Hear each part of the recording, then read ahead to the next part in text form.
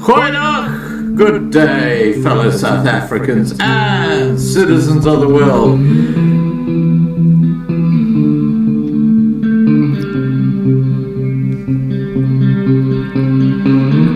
I've been looking around for salvation. I've been looking around for the truth. All around me I see frustration, and I looked all over till I found you. I sit and listen to your stories, and you're telling me, please don't worry. A lot in this world you should know, and love in life is where you should go. If you're looking for somewhere to go, if you're looking for someone to know, if you're looking for someone to guide you, the love in life will guide you.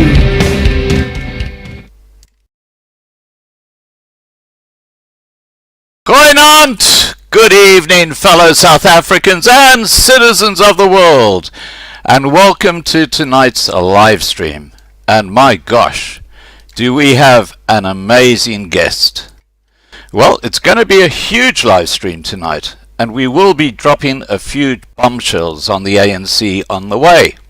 As you will see, stick with us, and please remember to subscribe to be kept informed. We have some very, very interesting live streams coming up. But first, we will be auctioning a painting during the live stream tonight, with all the funds going to the charity BOERE. Let me show you the painting. There's a painting. And the banking details of BOERE are actually below this video. To place a bid, simply say painting in the side chat and the rand amount you are willing to bid for above the current bid. Marlena will keep track of bids and bidders. Details of the painting are as follows. The artist is Alta Allen. Title of the painting is Still a Valley or Silent Valley. The size of the painting is 30 centimeters by 90 centimeters, acrylic on board, and the starting reserve is just 600 rand. So start getting into the side chat, guys, and put in your bids in. You can do this at any time during the live stream. At the end, we will then see who's actually won the auction. You may also at any time post your question for Dr. Groenewald, and I will ask the moderators to paste them later in the live stream when we're ready to put them to our guests. Now, let me give you a bit of background to our very special guest tonight. Dr. Pieter Groenewald was elected Mayor of Stilfontein in 1988 during the election. During the South African general election of 1989, Groenewald was elected to the House of Assembly of South Africa for the Stilfontein constituency. In March 1994, Groenewald co-founded the Freedom Front, a minority rights and pro-Afrikaner nationalism political party. He was elected to the newly established National Assembly in April of the same year. He serves as a Member of Parliament until he was elected to the Northwest Provincial Legislature in 1999. He served as a Northwest MPL from 1999 until he returned to the National Assembly in 2001. Groenewald has held various leadership positions in the Freedom Front Plus, such as Parliamentary Leader and Federal Chairman from the 11th of August 2011 until the 12th of November 2016. He was also the provincial leader of the party in the Northwest from March 2017. On the 12th of November 2016, Groenewald was elected leader of the Freedom Front Plus, succeeding Pieter Mulder, who had announced his intention to stand down. Advocate Anton Albert succeeded Groenewald as federal chairperson. Okay, let's have a look at Groenewald's views on affirmative action. I think you'll find them very interesting. Here we go. Still you discriminate against the young white people of South Africa. Your own youth employment scheme. White young people cannot participate in it because they are white. If you go and look, for instance, what your Secretary General Ishmagashule says, he is still blaming the white people of white monopoly capital. His argument is still because of the white people that we cannot have economic growth. Chairperson, with great respect, that is a kick in the teeth of those people who really wants to build South Africa. Still you... Okay, I think you get the idea. He certainly knows what he's talking about. Now, Groenewald led the Freedom Front Plus to its best election result in the 2019 general election. The party increased its vote share to 2.38% of the national vote, earning it 10 seats. In the National Assembly, its highest representation in the National Assembly since its founding in 1994. Additionally, the party won representation in 8 of the 9 provincial legislatures and largely improved its showing in the provinces of Gauteng and Northwest, taking votes from the DA. Now I have to put my cards on the table. I think South Africa's only hope going forward is the Freedom Front Plus. I think all the other political parties are either racist or have completely lost the plot.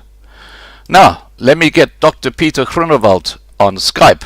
Don't forget to subscribe to be kept informed and to place your bids for the painting and auction here tonight, with the proceedings going to charity.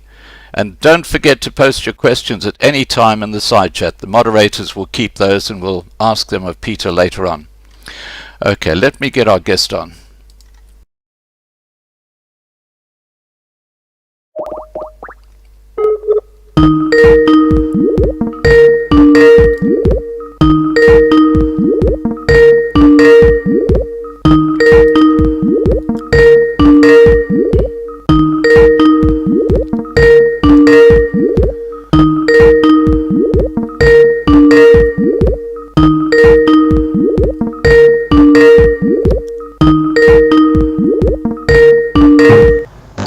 Hi, Pieter. Hi, Scott, can you hear me? I can indeed. Can you hear me all right? You're fine, thank you. Good. Am I quite clear? Yes, you're very clear. I can't see you, though. Your camera needs to be turned on. Oh, sorry. That's okay, not a problem. Take your time. Let me quickly, sorry. Am I fine like this? I can't see you yet. Oh, there you are. Now I see you. That's perfect. Absolutely perfect. Thank you so much. Sure the lighting? The lighting is great. Okay. Okay. And thank you so much for joining us tonight. It's going to be a very interesting evening. But to start off with, Pieter, please tell us the highlights of your political career, perhaps starting with your election as Mayor of Stilfontein in 1988. Well, firstly, I actually got involved in politics by the early 1980s.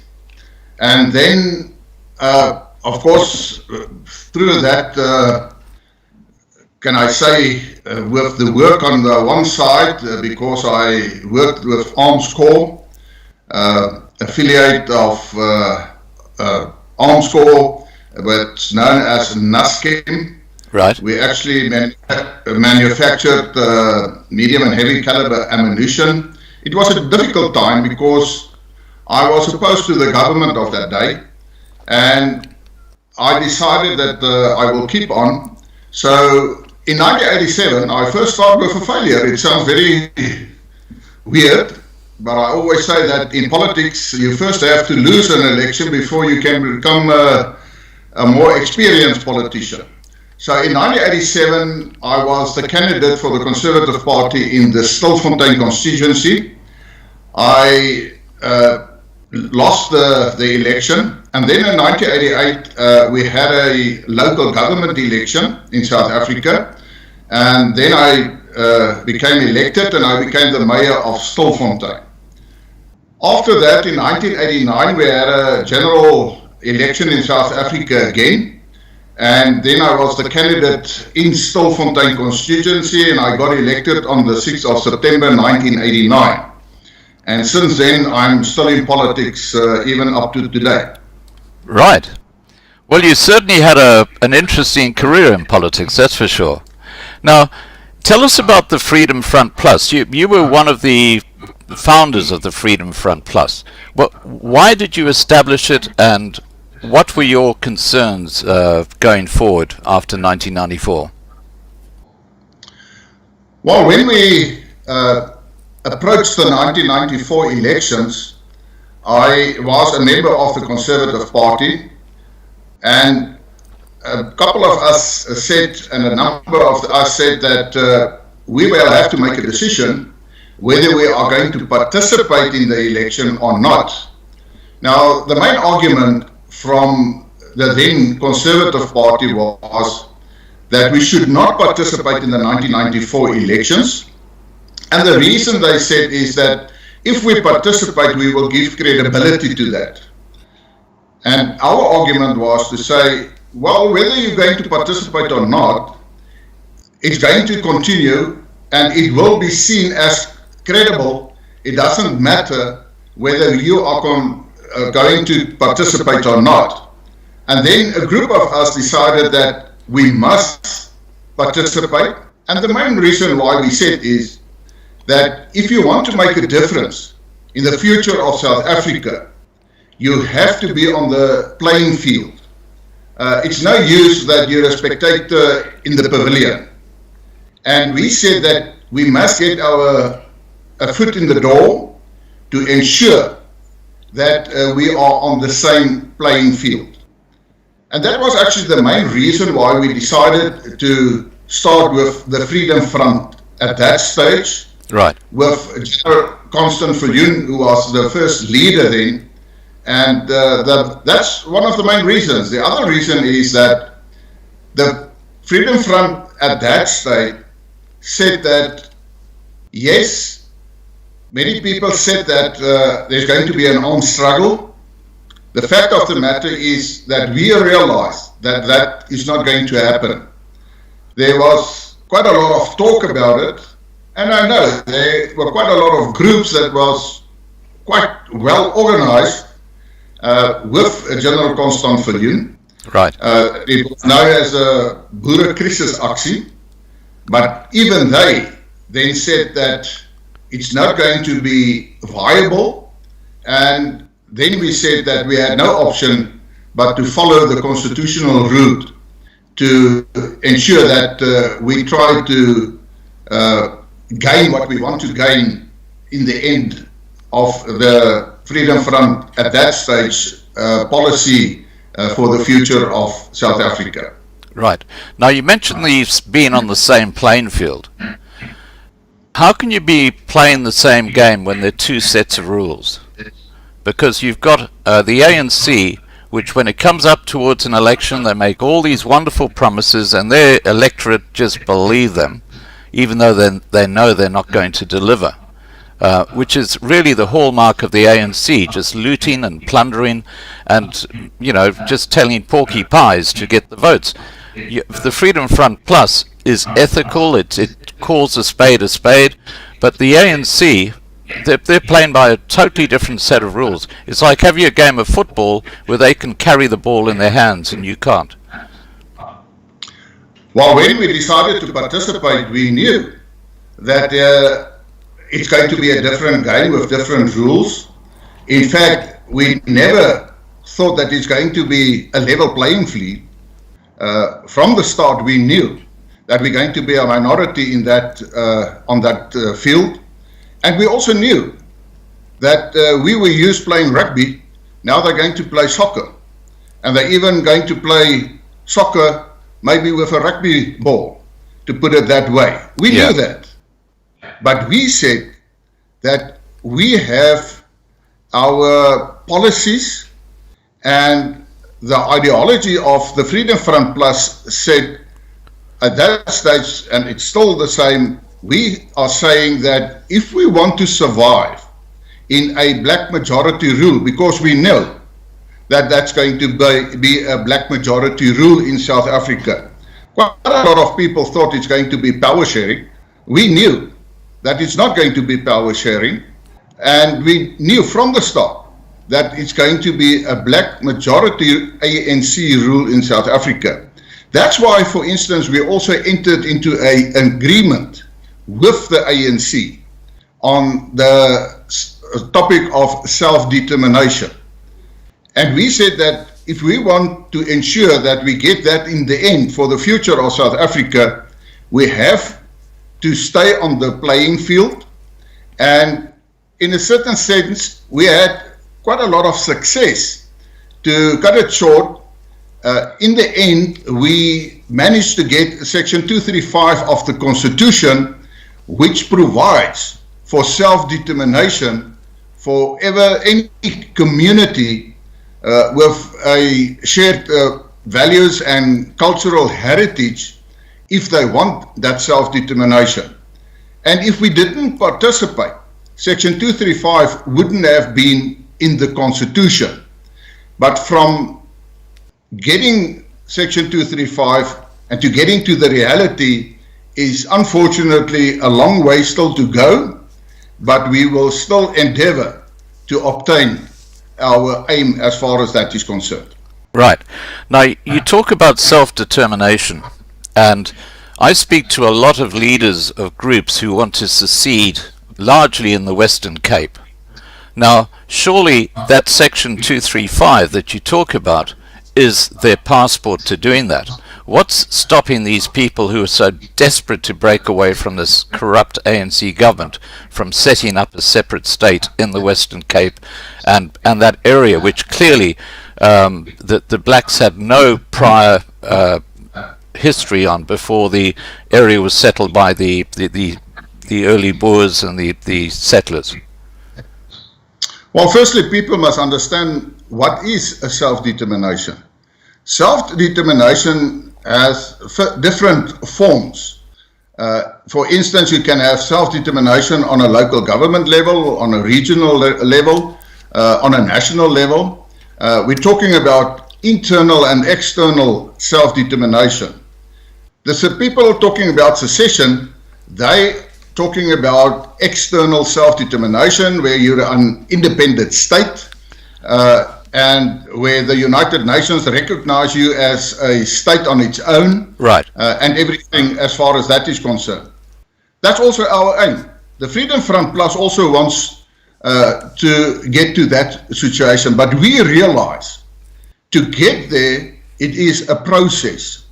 And part of that process, unfortunately, whether you like it or not, is that you need some numbers, you need some people supporting you.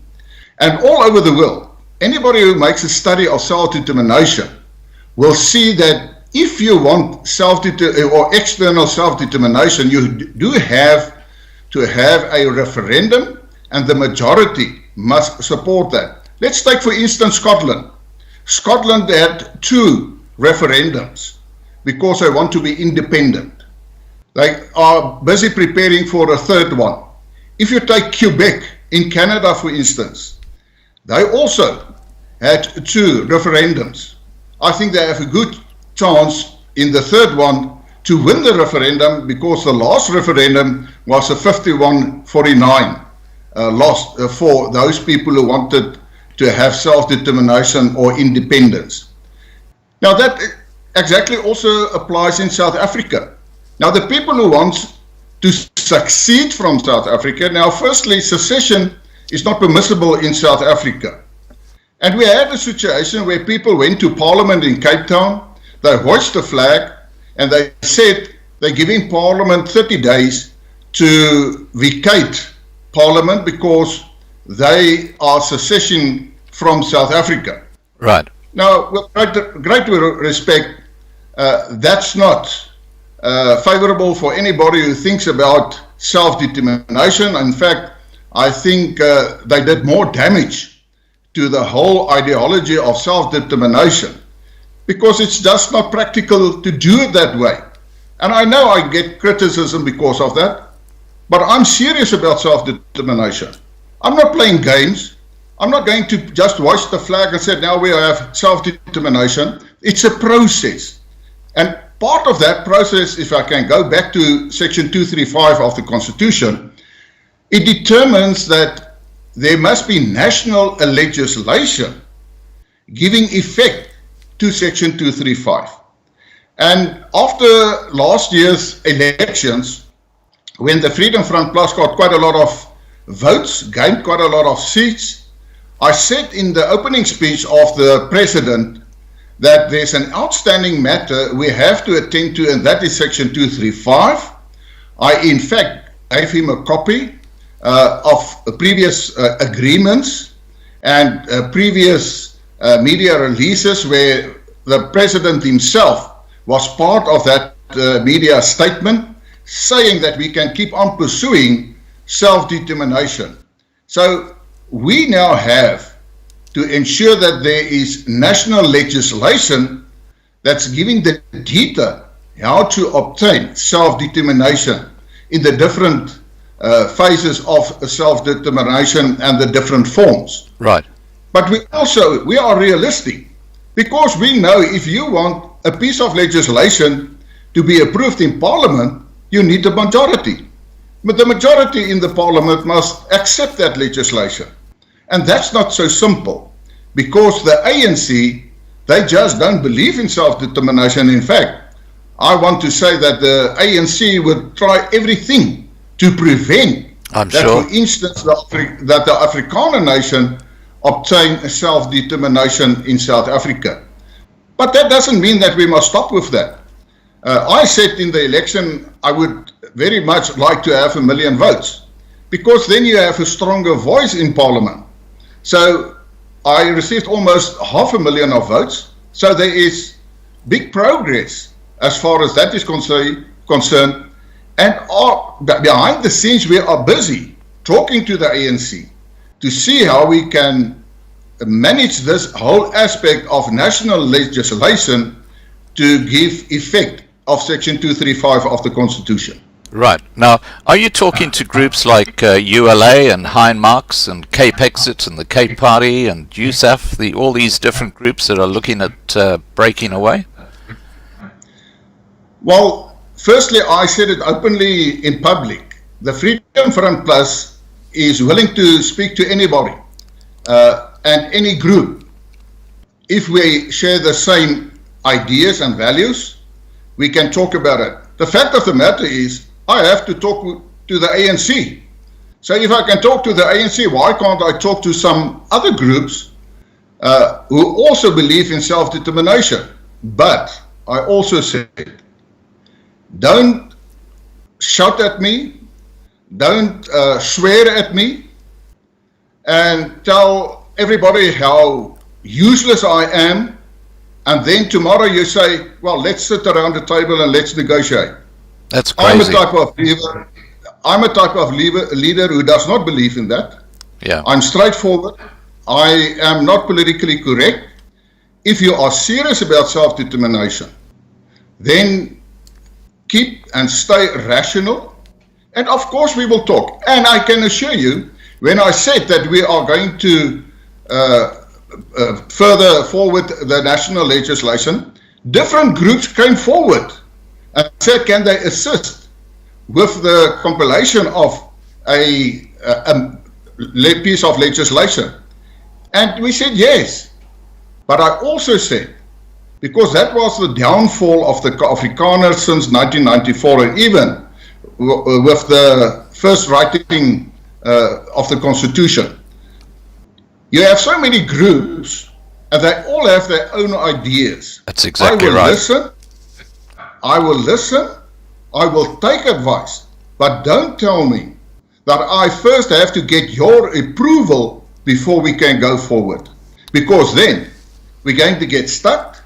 There will be no progress because everybody and every group has its own ideas and strategy to obtain self-determination. But I also want to say, and I'm on record in public as far as that is also concerned.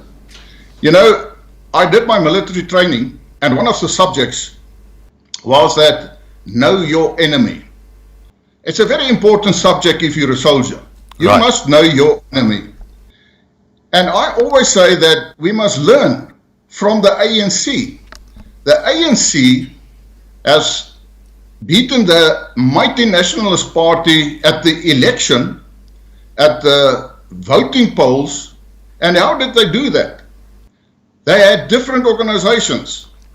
They still have, for instance, the ANC Women's League, the Youth League, the Communist Party, COSATU. In the early 90s, they even had the End Conscription campaign, the Black Sash, different organizations, each with their own leadership, but they had the same goal. And their goal was to destroy the Nationalist Party and apartheid. Now I say, all the different groups who say that they want self-determination in South Africa, please, if we say that we have the same goal, then of course we must take hands. But I don't want to be the leader of all the groups. And you don't have to be the leader of the Freedom Front Plus. We are on the political field, we are playing that role. Right. We have, for instance, the labor field. I think Solidarity is playing a good role there. So every organization must have their roles on their fields, but unfortunately, some of these organizations, they have in their mind that we all have to merge into one organization. And then they use the slogan of Eendracht maak mag. You know the Eendracht maak mag. Yeah. Now I say, Unity is strength. unity and strength. That was the slogan in 1948. Right. But we're in 2020 now. We can still use Eendracht maak mag or unity as far as that is concerned, but we must adapt to 2020, and that adaptation is what I said. Different organizations, each one with their own leadership, each one on their own fields, but if we agree that we have the same goals, let's continue with that. And I said, I will not stand in the way of any organization who wants to obtain self-determination. Let they continue with their strategy. But please don't come and prescribe to the Freedom Front Plus what their strategy should be, because we are busy with it. We are in Parliament. That's why we decided in 1994 to participate. We will continue with that. Right. Now, just for the record, we got over 1,000 people watching the live stream at the moment. For those who are watching, guys, please remember to subscribe to be kept informed. And Marlene is looking after the auction of that painting that's going to BOERE, the charity. Now, just getting back to what you were talking about here is working together, even though you have your own particular group. Are you familiar with Dr. Pieter Hammond? Quite well. Oh, okay.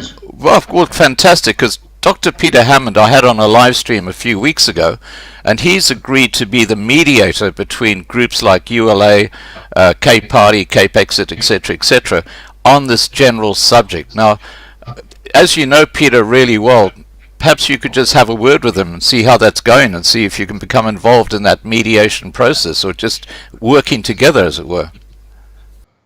Well, Peter has my contact numbers. He's got my email and everything. I'm quite surprised about the fact that he said he wants to play that mediation role. I didn't follow the previous program. It sounds as if there are people who says that I don't want to work together with them.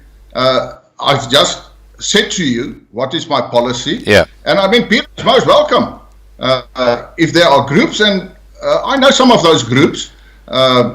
I don't know if you know the name of Des Palm, for instance. He's yes, working I do. closely with Dr. Pieter Hammond. Yeah. And yes, we had meetings in the past.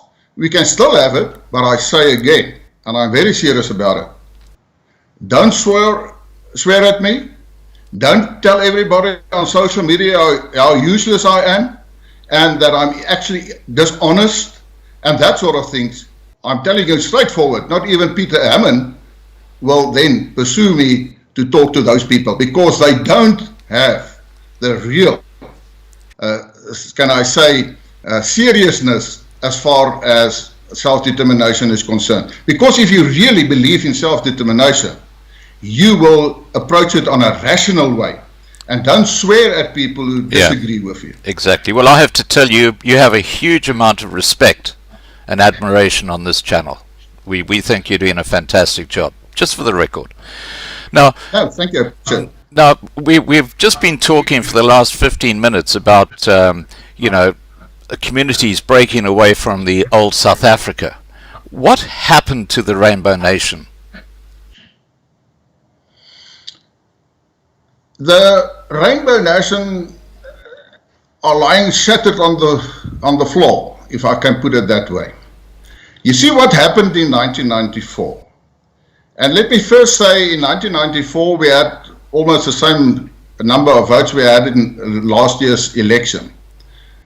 And the reason is that people were uncertain what the future is going to be after 1994, and therefore they voted for General Viljoen and the Freedom Front. What happened then is that, and with great respect, quite a lot of people then said, wow, it's not that bad.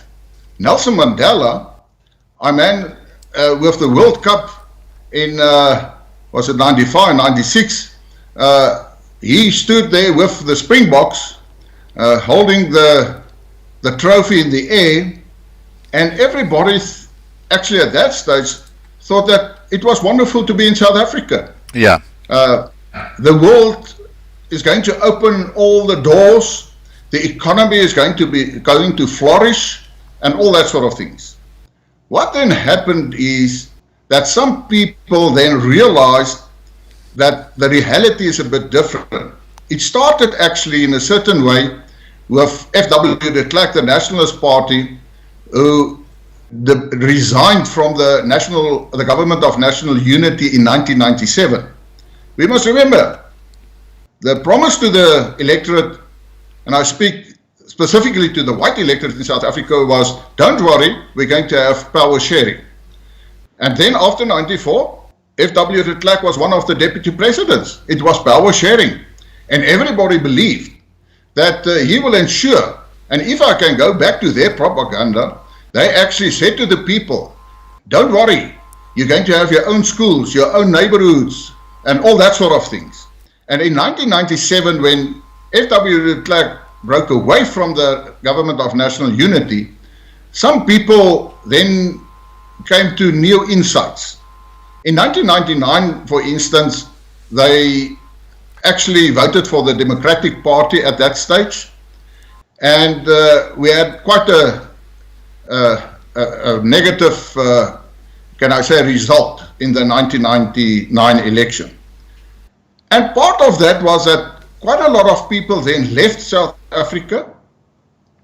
They said that there's no future in South Africa, and I don't blame them. I mean, if you want to go to and immigrate to another country, you're most welcome. I always say it's a personal choice. I think it's very hard to do that, and I think it's a very hard decision to take, because it's a new way of living, new culture, and all that sort of things. So in that sense, I have quite a lot of respect for those people, because it was their own personal point of view and decision. But then there were quite a lot of people who still believe we don't have to worry because Nelson Mandela is there. And it is going well in South Africa. Our economy was not too bad. In fact, we had economic growth. And what then happened is that Thabo Mbeki became the president after the 1999 elections. And that's where the problem started. Nelson Mandela actually disappeared from public life, and Thabo Mbeki, under his government and presidency, we started to get the corruption in South Africa, even under Nelson Mandela. And it started, and I can use an example which I was personally involved in exposing it, and that was the former police commissioner, Jackie Selebi. Thabo Mbeki appointed Jackie Selebi, a diplomat, can you believe it, a diplomat, as the National Commissioner for Police. He knew nothing about police. In fact, I said to him, and for the President, you cannot fight criminals with diplomacy. They don't understand diplomacy. And with the corruption that got involved, I wrote letters to the President, and he sort of just said he doesn't believe what I'm saying. So we know what the end result was. In the end, Jackie Selebi was convicted, he was found guilty, and all that sort of thing for corruption. And the corruption, I call it the corruption virus in South Africa, became stronger and stronger. And then in 2007, Jacob Zuma became the president. And we know the history. The fact of the matter, you ask what happened to the Rainbow Nation. Thabo Mbeki started with his first State of the Nation address after the 1990 election. In that first State of the Nation address, he referred to South Africa and he said, in South Africa we still have two nations, one rich and one poor. And then he emphasized the difference between rich and poor, and blatantly said the rich people are the white people in South Africa and the poor people are the black people in South Africa. So he started with the division and the dividing of white and black in South Africa. Yeah. And from there, it just further escalated. I mean, even Cyril Ramaphosa said the other day, a week or so ago, that one positive thing of the COVID-19 pandemic in South Africa is that we can rebuild the economy so that we can get rid of the old colonial and racist economy. So since Thabo Mbeki in 1999, who spoke about we are two nations, even up to today, the ANC still put emphasis creating the impression that we are still two nations in South Africa, one white and rich and one poor, black and poor. And that is the reason, well, one of the main reasons why to answer your question, what happened to the Rainbow Nation? We are not a Rainbow Nation anymore. Right. Now, I'm just going to show a document to the viewers, and you're familiar with this document. It's the 1993 ANC circular, which leaked out, and it refers to slowly boiling the minority white group, exactly what Ramaphosa seems intent on doing today. Anyone who wants a copy of this ANC document, simply email me with the title 1993 ANC doc. Now, talking about this document which came out from the ANC, and apparently it was penned by Cyril Ramaphosa himself, where it says at the bottom, Viva, kill a Boer, kill a farmer, at the bottom. Were South Africans deceived from the outset by Mandela and his legacy when you consider documents like this which are around the place? Well, firstly, we must remember that 1993, it was still part of the struggle of the ANC and the armed struggle of the ANC. And there must be no misunderstandings as far as that is concerned. People can go onto the internet and Google and look at the National Democratic Revolution of the ANC. Right. They will also find the points made in the points that is in that specific document. Those points are also actually part of the National Democratic Revolution of the ANC. So the people in the first place in South Africa, specifically the white people, are not actually aware of that document. They are not aware of the National Democratic Revolution. In South Africa, we are in the final stage of the National Democratic Revolution, the blueprint of the ANC. Isn't it the South African Communist Party, which is their course, alliance partner? Yeah, well, of course, and I'm sometimes so surprised when they meet me these days. Well, it's difficult to meet me, but if they see me, or they phone me, or they text me, or whatever, they say, but it seems that Ramaphosa is a communist. And I said, well, what did you expect? Yeah, exactly. The ANC is a communist party. I mean, they want to promote communism, socialism. Those are the things they want to promote. And they are in the final stage. And can I add to this, just to illustrate why I'm saying that? Part of that document and part of the National Democratic Revolution is that they have to control the resources in South Africa. So they have to control water, which they do. There's national legislation that all water belongs to the government, to the state. If you want to sink a borehole, you actually have to get permission before the time you can sink a borehole. That's crazy. They control all water. They control all the minerals in South Africa. Before 1994, for instance, you had different property rights. You had property rights for the land, but someone else could have the property rights of the minerals beneath the ground. So the ANC government declared that all minerals in South Africa actually is controlled by the government. There was a constitutional court case on the matter of minerals. The people lost the case because what the constitutional court did in South Africa is that they said, well, because what they actually wanted, they wanted compensation, because they said the fact that the government is controlling the mineral rights is actually nothing else than expropriation. And then the owner said they want to receive compensation for that expropriation of their mineral rights. Now the decision of the Constitutional Court was to say, yes, you're quite right, maybe you are entitled to some funding or compensation on that, but the government is actually not the new owner of mineral rights, it's only the custodian. So it's a technical point. The government is the custodian, therefore they don't have to compensate you for your mineral rights which you've lost. But they control it. So if you want to do any mining, you have to get permission from the ANC government. So what is left over?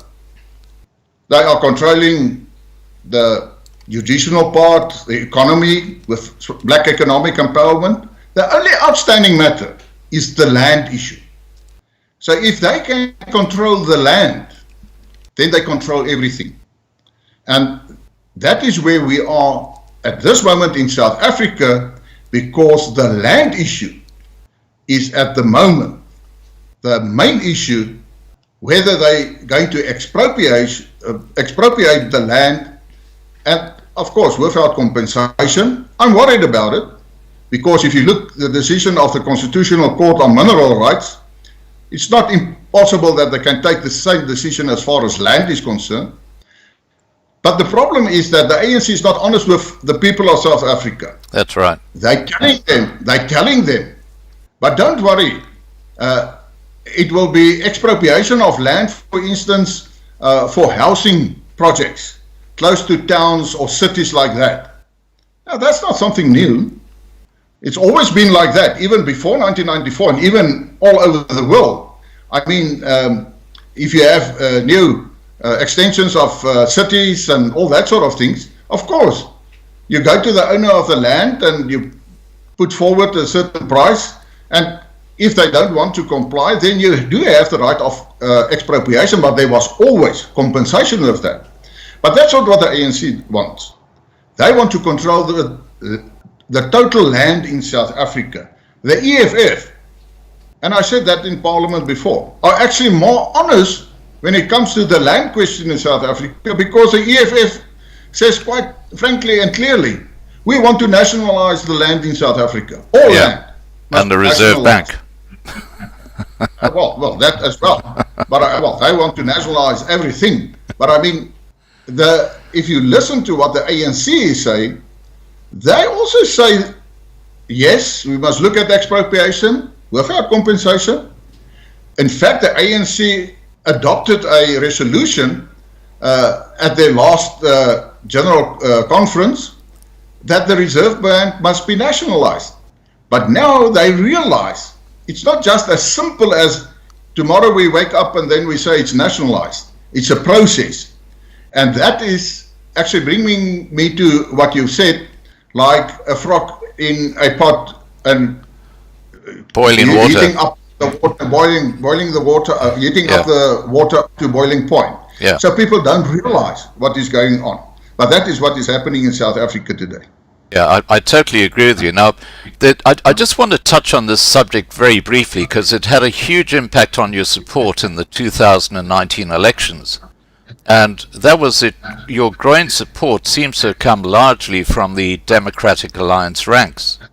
And the DA are often referred to by my subscribers on my channel as ANC Light.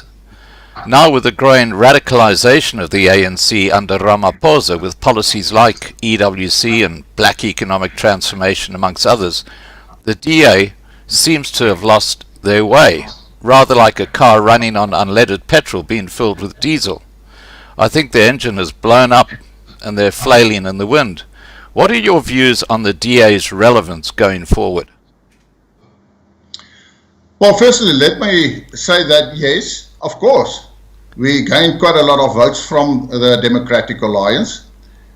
There's no scientific analysis of how many votes from the DA came to us. They want to make a simple calculation by saying, yeah, they've lost about 500,000 votes. And we gained almost 500,000 votes. So it's quite logic that the people started to vote for the Freedom Front Plus. Right. A large portion did. But what also happened is that there is also quite a large number of voters who never voted before.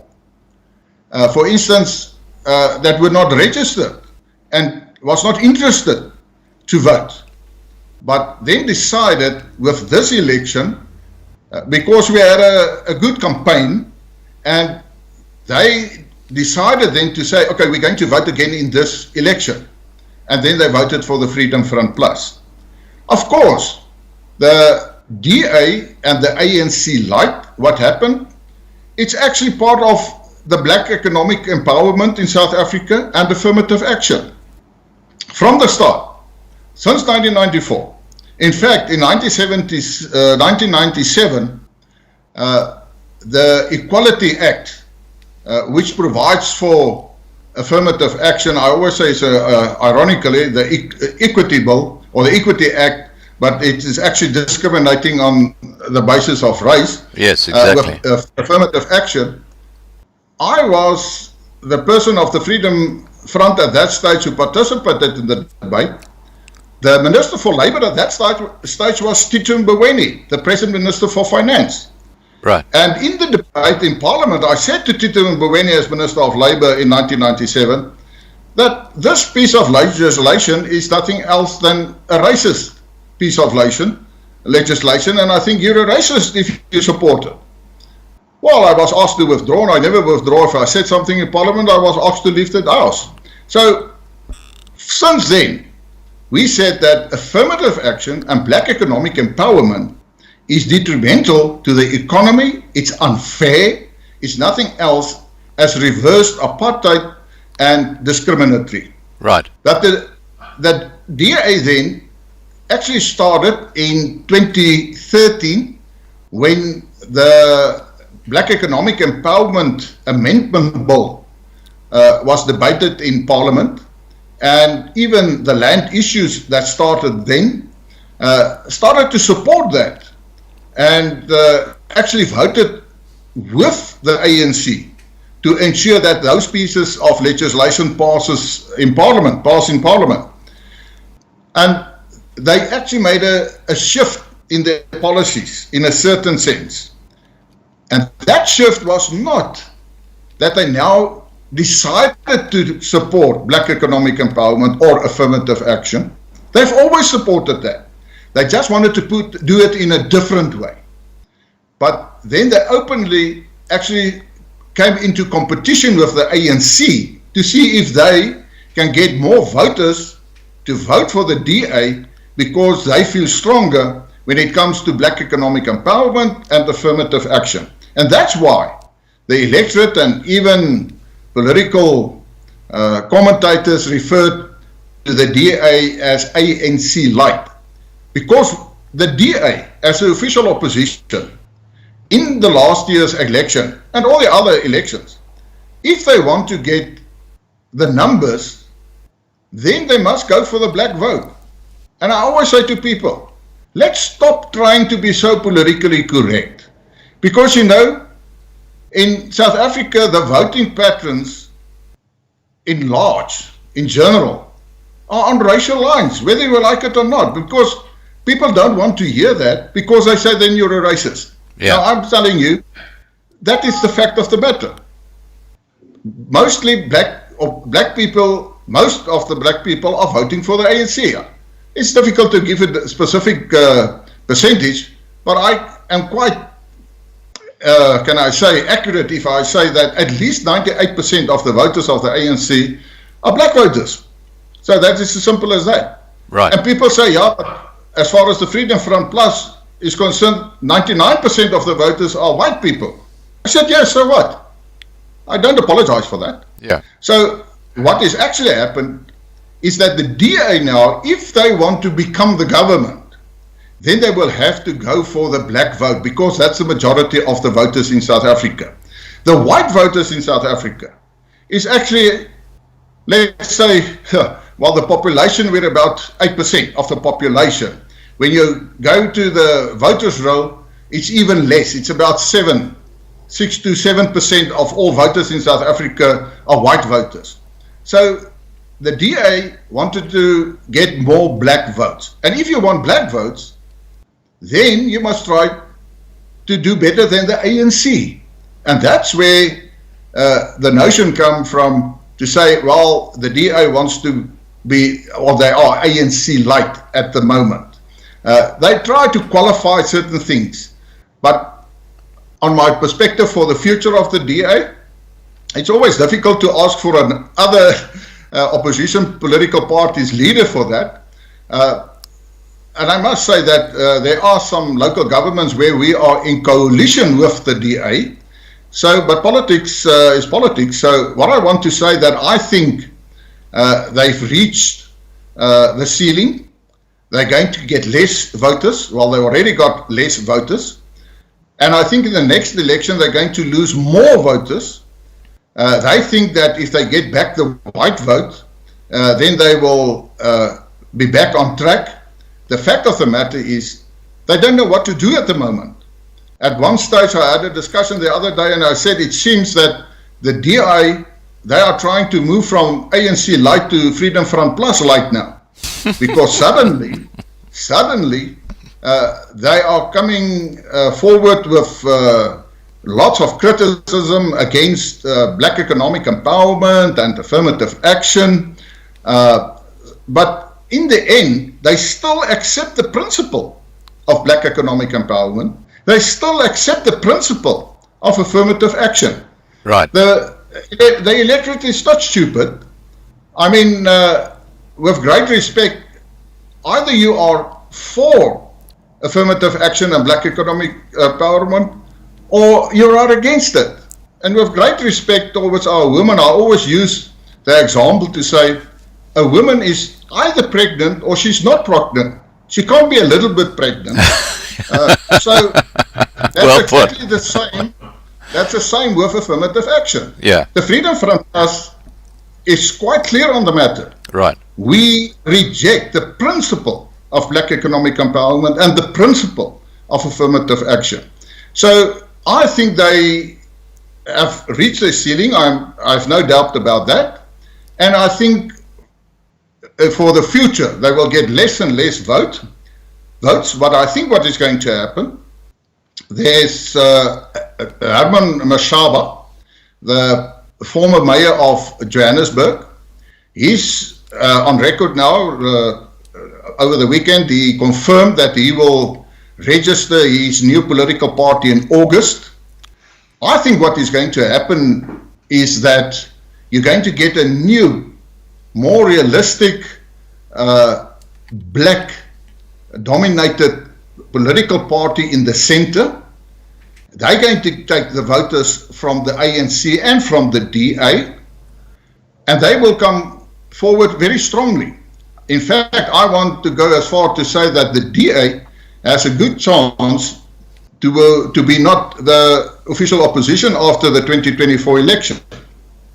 Because of this new, can I say, this more center, black-dominated political party. And that's what South Africa needs. Because they can openly say, yes, we support this or we support that. And in the end, I also want to say that there's a good chance that the ANC can lose the election in 2024 and not be the government. And the reason why I say that is, in South Africa we have a proportional electoral system.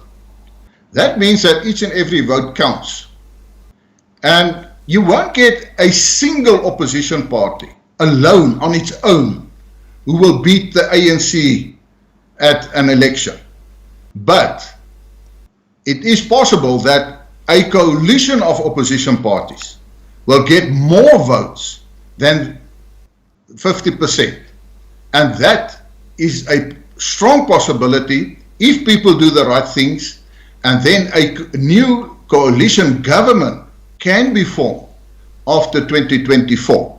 So to sum up in a certain matter, I think the DA is going from bad to worse. They even have a good chance not to be the official opposition. And it also, as far as the ANC is concerned, I think they have a good chance not to have a majority vote after the 2024 election. We can have a new coalition government after 2024. Right. Well, I think you're talking about the ex-mayor of Johannesburg who set up this new political movement, and he's had that discourse, a political discourse, and he used to be a member of the Democratic Alliance until last year, and he left in a complete huff over the party. And I think it demonstrates the confusion about the DA, and I just want to pick up on black economic empowerment for a second, because that is such a huge issue in South Africa, especially with the minority groups. And the DA's views on racist employment policies like BEE seem to be very vague and seem to shift in the wind depending on who is speaking. Let me ask you, I know what your views are, but please tell everybody watching now, we've got well over 1,100 people watching right now, what are Freedom Front Plus views on these racist ANC employment policies? Spell it out so clearly no one can make a mistake. We completely reject it because it's racist, it's unfair, and we always said that you cannot address a previous disadvantaged group by creating a new disadvantaged group. That's straightforward. Black economic empowerment, and I said it in Parliament a couple of times, it is not black economic empowerment. In fact, I said it's black elite enrichment. They then changed it to BBEE, broad-based black economic empowerment. I said, the only thing that happened, they've broadened the base where they can steal the money to still enrich the black elite. And it is quite surprisingly, even in the election last year, I was traveling all around the country, and when I stopped at fuel stations to put in some petrol, even the black people came to me and said, you know, Dr. Groenewald, we agree with your BEE. You must only, those people who are politically connected, who gets the benefit of that. I mean, take Cyril Ramaphosa himself. Cyril Ramaphosa is a billionaire, He didn't work for that. Yeah, exactly. And I will say it quite clearly, he became a billionaire overnight because of black economic empowerment. It's the same with affirmative action. You know, I can't understand. Well, I do understand, but the ANC, they're in such a lot of trouble as far as the economy is concerned. Let's take the state-owned enterprises, for instance. Let's take Eskom. Eskom, that's in a disaster situation. They don't have money. And the only way, or the only reason why they survive is that everybody knows that if Eskom goes down, then the whole country goes down because you need electricity. And it's actually the only supplier of electricity. I've asked a question in Parliament in 2004, and I've asked the minister at that stage, how many white engineers and artisans, specialized artisans, left Eskom? His answer was more than 10,000. So from in a matter of 10 years, 10,000 engineers and expertise people left Eskom. Now what can you expect? Yeah. And I mean, people can go and read books from R.W. Johnson and everything that he's referring to this. And that's why the SOEs, or specifically Eskom, you can go to the SAA and all the other entities, that's why they're collapsing. Because they got rid of the people who had the expertise, but because they were white, and because of affirmative action, they just replaced them. But they didn't replace them with black people who's got the experience. Not all of them, of course. You will get some of those people who were really good, qualified people and everything. It's true. But anybody who really, can I say, operates a big business will know there are some crucial expertise you need, experienced people. Even if it is the cleaner on the floor who have to sweep the floor every day, who exactly knows which corners, because of certain machinery or production lines, you will get more dirt than other. That you will only learn by years and years of experience. But if you get rid of those people, then you will get a problem. And that is the effect of affirmative action, besides the fact of the discriminatory nature of that.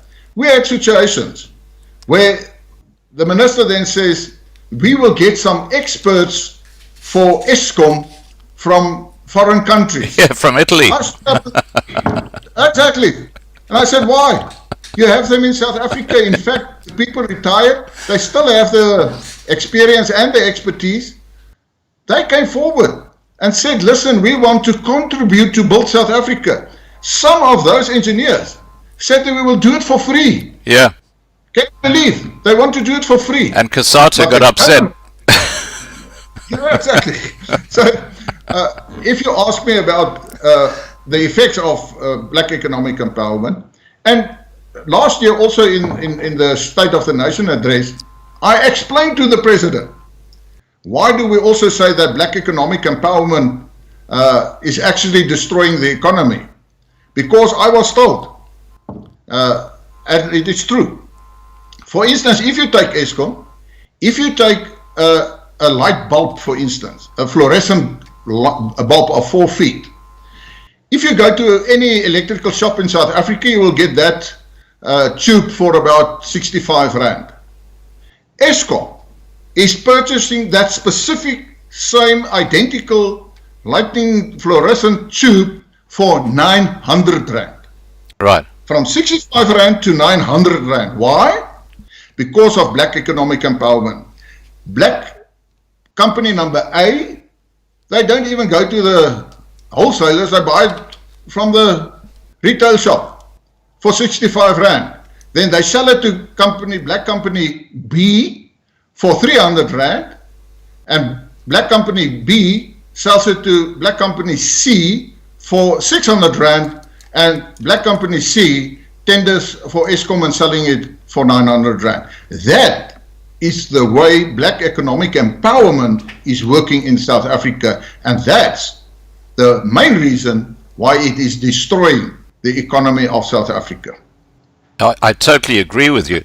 Now, don't you think that Ramaphosa's statements last week about black economic transformation happening after the end of this lockdown is a very sinister thing, because it kind of implies that the whole idea now with lockdown is to destroy the white businesses. And then once they've been destroyed, obviously the blacks will then have control and set up their own businesses. Do you get that kind of message behind what Ramaphosa is saying? Well, firstly, when I speak about Cyril Ramaphosa, I want to go back, unfortunately, when he was elected the president in 2018, before the 2019 election. In South Africa, they mention it, they say we have a Ramaphoria. He was, well, we will first have to see and wait to see what's going to happen. Because the proof is lying in the eating of the pudding. Yeah, exactly. And I said from the start that there's a big problem with Cyril Ramaphosa in this sense. I mean, he actually mesmerized the whole Nationalist Party, Rolf Meyer, the whole lot of them, even F.W. de Klerk, in believing that they are the winners in the whole situation. And as far as Cyril Ramaphosa is concerned, and I said it to him personally in a meeting, I said, Mr. President, I know that with you, the devil lies in the detail. You are very vague. You are always saying a lot of things. But we want to, and I want to know what the detail is. That's part of the problem. Since 2018, when he became the president of South Africa, he said that we have to build the economy. We have to create jobs. We have to ensure that there's economic growth. And then he started with a summit, labor summit, and a finance summit, and a summits. You call it just what you want to. Right. Investment summits. Always have all these sort of broad things he's doing. If you look at the statistics, the economy is going down. In fact, before, last year for instance, economic growth in South Africa was only 0.2%. 0.2% economic growth. The unemployment rate is actually increasing in South Africa. The official figure is 29%, but we know that the real figure is about 48%. Those are the realities. And the problem is that Cyril Ramaphosa is mesmerizing people. He used the right words at the right places and with the right people to listen to him. Fool everybody all the time. And that is the problem. I'm telling you now, Cyril Ramaphosa will say anything. Because it sounds good, and depending who's playing for. He has, at this moment, survival. Even before the lockdown in South Africa, actually last year already, we had our inner information that they actually want to get rid of Cyril Ramaphosa. And there are very reasons there, as you can. And you remember that he is also just making certain noises now. He doesn't know how he's going to do it. I actually tabled a formal parliament. As he said, we must get rid of the colonial and racist economy. We have to build the economy, structure, we have to create jobs, we have to ensure economic growth. My question that's already been tabled is, how are you going to do it? What do you want to do? But tell me, give me the detail. As I said, the devil is in the detail. I'm waiting for his answer. Right. We're having answer next week. Parliament. Then he has to answer to that. I already foresee that he's still going to be vague. Okay, now, And Pieter, Pieter, I'm just getting a message in the side chat that your sound doesn't seem to be right. I'm just going to ask a question of people. If the sound is fine for you with Pieter, please type in 1. If it's 2, if it's not good, type 2. They're saying it's a bit low, but I hear you perfectly.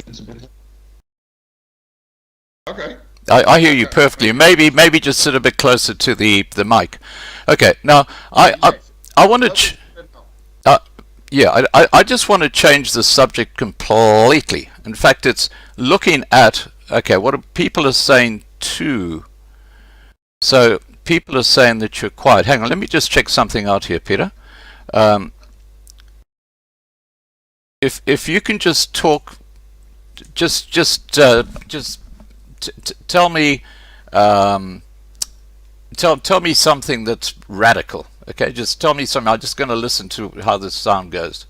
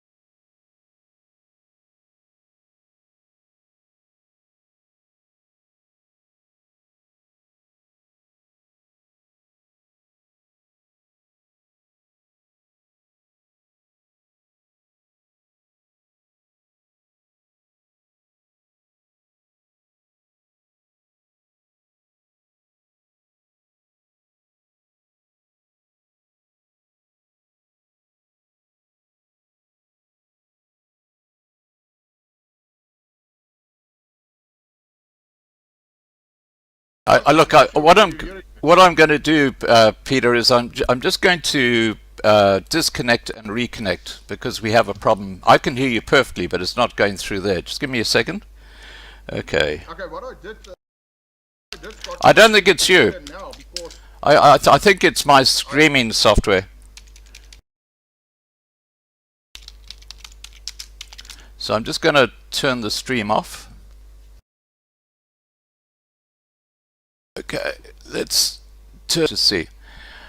Okay, now, guys, can you hear? Okay, I'm going to ask Pieter a question and just tell me if you can hear what he's saying. I've just restarted the live stream. Okay, so have you heard of the Gatval movement? Well, I'm not aware of the movement, but I know a lot of people who feels like that. And, well, the Gatval movement is basically people who've had enough, and there's a lot of it happening on the internet. Would you support the obvious frustrations of the Gatval movement? Well, I don't know what their frustrations are specifically. I first have to see what they mention as their frustrations. But I do believe that there will be commonalities because, I mean, there are many issues where people are frustrated with. I'm frustrated with a lot of things. So to directly ask me whether I agree with that, I can't because I don't know what their policies are. Okay. Now, I'm going to ask you I'm going to give you a bit of background information, then I'm going to ask you a question. So this will take a couple of minutes. So I'm also going to show a couple of website images to the viewers. Now, have you heard of PLAS, the NGO PLAS? Yes, I think I've heard the word ring something, but okay. I don't know exactly what they stand for. Okay, let me just enlighten you. I'll just show the viewers a couple of pages from the website of PLAS. Now, there's a lady by the name of Professor Ruth Hall. Now, I know that expropriation without compensation is a huge subject for, or something that concerns you tremendously. Now, Ruth Hall, and you can look her up on the internet by typing in PLAS and Ruth Hall. Her key research interests have shaped her work at PLAS. They are land tenure, restitution and redistribution, gender and development policy, and broad-based agricultural development. Now, she is working at a university in the University of Western Cape. And who is funding the projects she's involved in, which include providing policy to the ANC, is none other than George Soros's Open Society Foundation. And again, on the PLAS website, you can see this. And we've got, for example, Emancipatory Rural Politics Initiative, a project funded by Rosa Luxemburg and Open Society Foundation. This initiative is to support early career scholars to deepen their theorization and empirical research on the rise of authoritarian populism and emancipatory alternatives emerging in rural areas. And then we got another one funded by the Open Society Foundation that she's involved in. She's actually one of the main project managers. Smallholder participation, voice and governance in agricultural investment corridors in South Africa. Now, the reason I'm raising or showing these pages to people is because you've been very outspoken on the EWC issue. I've just shown people watching the live stream that Professor Ruth Hall of the NGO Plus compiles EWC policy for the ANC government while on the pay of George Soros of Open Societies Foundation. It is reported that Open Societies paid Plus nearly $4 million this year. I have to tell you, Pieter, I don't think most policy has been formulated by South African advisors for members of parliament. I have no doubt that foreign NGOs, largely funded by George Soros, are compiling policy that is tabled in parliament and then rubber stamped by the ANC. Let us be quite clear, Soros financially backs the Antifa terrorist group and Black Lives Matter, who are causing social chaos across the globe, even here in Australia. Now, these NGOs are not assisting government in the spirit of the Rainbow Nation, which was the foundation stone of what took place in 1994. My question to you is this: can the Freedom Front Plus establish a parliamentary inquiry into the influence of hostile NGOs or advisors on government ministries by, for example, publicizing the CVs of all ministerial advisors so that their alliances and interests can be exposed? We can ask for that. I mean, there's no problem, and I think there are quite a lot of NGOs who get their foreign funding with certain specific aims. You've mentioned now Plus. Now that you've spoke, I heard about it. Another NGO that's also quite active in South Africa is, for instance, Gun Free South Africa, lobbying to disarm the people of South Africa. So we can ask that. Your only problem is that they will come forward and say, well, they don't have to declare where they get their funding from, and they don't have to reveal who advises them. And in the end, they will say, well, okay, these people are advising us, but we are still a democracy, and we will make the final decision in cabinet and in the portfolio committees. Now, having said that, there's going to be a change. Firstly, there's a new piece of legislation, the funding of political parties in South Africa. It has been signed by the president. It's now coming into effect, where political parties have to disclose all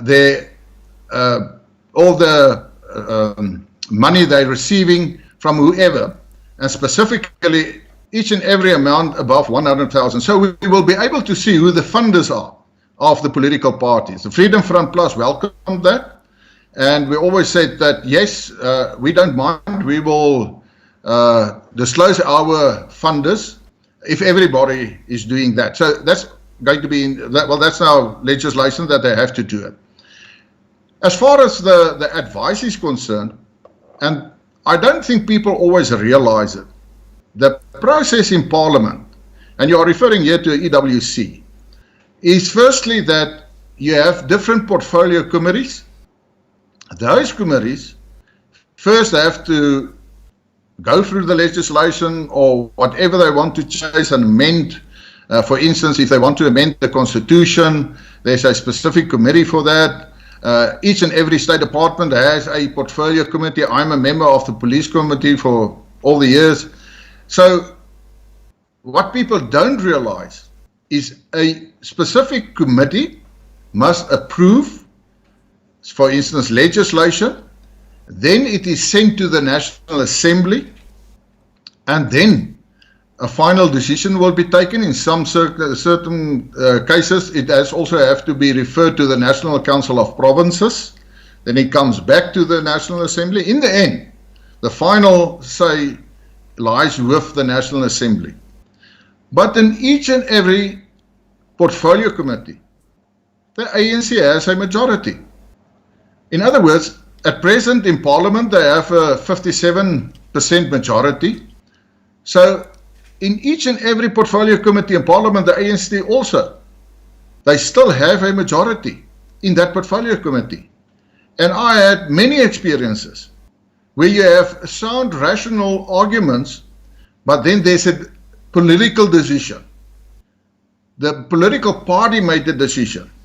And it doesn't matter how sound and how rational your arguments are, then they will take the line from the political masters and they will vote according to that. Right. And a good example, for instance, was with the last motion of no confidence in President Zuma. Just to make that short, is I said to Mmusi Maimane, then the leader of the DA, you are making a mistake, because we knew that there was quite a lot of differences in the ANC, the factions, and the good faction, if there is such a thing as a good faction in the ANC, but okay, let's say that the good faction, they became stronger and stronger within the ANC. And then Mmusi Maimane came forward with a motion of no confidence in Zuma. And I said to him, strategically, you're making a mistake. You are actually uniting the ANC now. And I can remember the speaker even made a decision to say that the vote shall be in secret. It will be a secret vote. And they were all very, can I say, joyfully and everything, and said they're going to win. And I said in the media conference, unfortunately I was the only political party leader who said, well, we're not going to win the vote of no confidence tomorrow. And they were not very happy with me. But in the end, it just happened that way. Why? Because no political party in the world will allow especially the official opposition party, to get rid of their leader.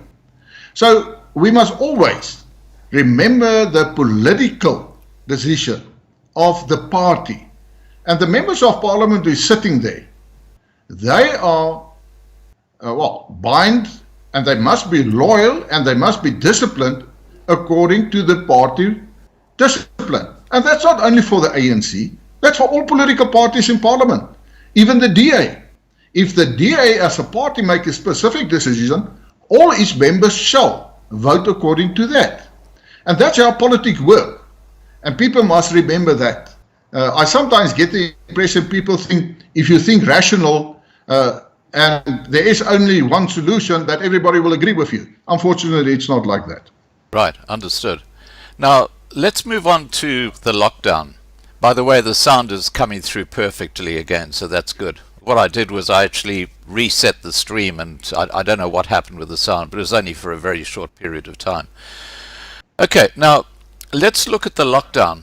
Do you think once again the people of South Africa were deceived by Ramaphosa when the initial suggestion was that it would only be for a few weeks? Yes, everybody thought that. In fact, all the political party leaders supported that. Well, in not a few weeks, it was 21 days. I myself said, well, and we had a meeting with the president, and he explained to us, and I mean, that's all over the world, that the whole purpose of a lockdown, and a hard lockdown of 21 days, was to flatten the curve of infections in such a way that the health services have more time to prepare for the peak that is going to come. Because you must also remember, in South Africa, we are going into our flu season now. It's winter time. So everybody agreed with that. But then everything went wrong. After the 21 days, I think then that the ANC, the executive, they actually became power drunk. They saw that they can manipulate the people of South Africa, and then they started with regulations which were irrational, some of them. Well, the majority of them were irrational. And the big problem is that there is no oversight on the executive when we're talking about a disaster, national disaster in South Africa. They account to nobody. They just do as they wish. And that, I think people are realizing now. And they must be very careful. Well, they are, and I must be very careful what I'm saying now, because we have a court case the 17th, and right. I'm the applicant. So I think that they've lost the confidence from the people, quite a lot of people, and people are now realizing that they are misusing their powers. Right. Now, I just want to recognize Des Payne and Hein Marks who are watching the live stream. Now, okay, now the latest infection figures on the coronavirus as of Monday the 8th of June are 2,594 new infections in the last 24 hours, with a total of 50,879, with less than 1 million people tested, and 82 new deaths, leading to a total of 1,080 deaths. Clearly, this lockdown is a farce because social distancing cannot be enforced in the townships and the taxis. Why have a lockdown? Now, before we ask that question, I just want to put up two charts so people can see this for themselves. Now, okay, that first chart I've put up there, it shows how Australia has dramatically flattened the curve since it went into lockdown 4 days before South Africa. Then I'll show you South Africa's curve. I mean, South Africa's going up ballistically, whereas Australia's has flattened off completely. Clearly, it's worked in Australia and it has not worked in South Africa. And you can see the facts, and I've put the sources below these images so anybody can go and check that out for themselves. Now, the other thing that I'd like to show people is that since the lockdown, according to News 24, just 207 critical care beds and 350 ventilators have been added to public hospitals during lockdown. This is an article dated the 7th of June. In other words, it's a very, very new article. Now, the whole idea of having a lockdown is so that you can actually get your health or your hospitals ready for an increasing number of infections. Clearly, they've failed not only in the lockdown when you look at the number of infections, but when you've only got 207 critical care beds being added in the last over 2 months, when this is the time they're supposed to be building up the health system. What does that say to you about the way the ANC are running this whole lockdown? Okay, firstly, unfortunately, I didn't see the graphics you've shown. Yeah. Firstly, what I want to say is that you referred to the lockdown and it had no effect in South Africa. As I said, I didn't see your figures. Right. The fact of the matter is that the president, his medical advisor, Professor Karim, as well as his Minister for Health, Zwelin Mkhize, all of them said to the people of South Africa that the lockdown, and I'm referring to the hard lockdown of 21 days, right, has served its purpose. And as I said, I don't want to talk too much about that because that's part of our court application. Right. So they admit that it has served its purpose. So what is its purpose? Well, the purpose was to flatten the curve in such a way that the health services have more time to prepare for the coming peak.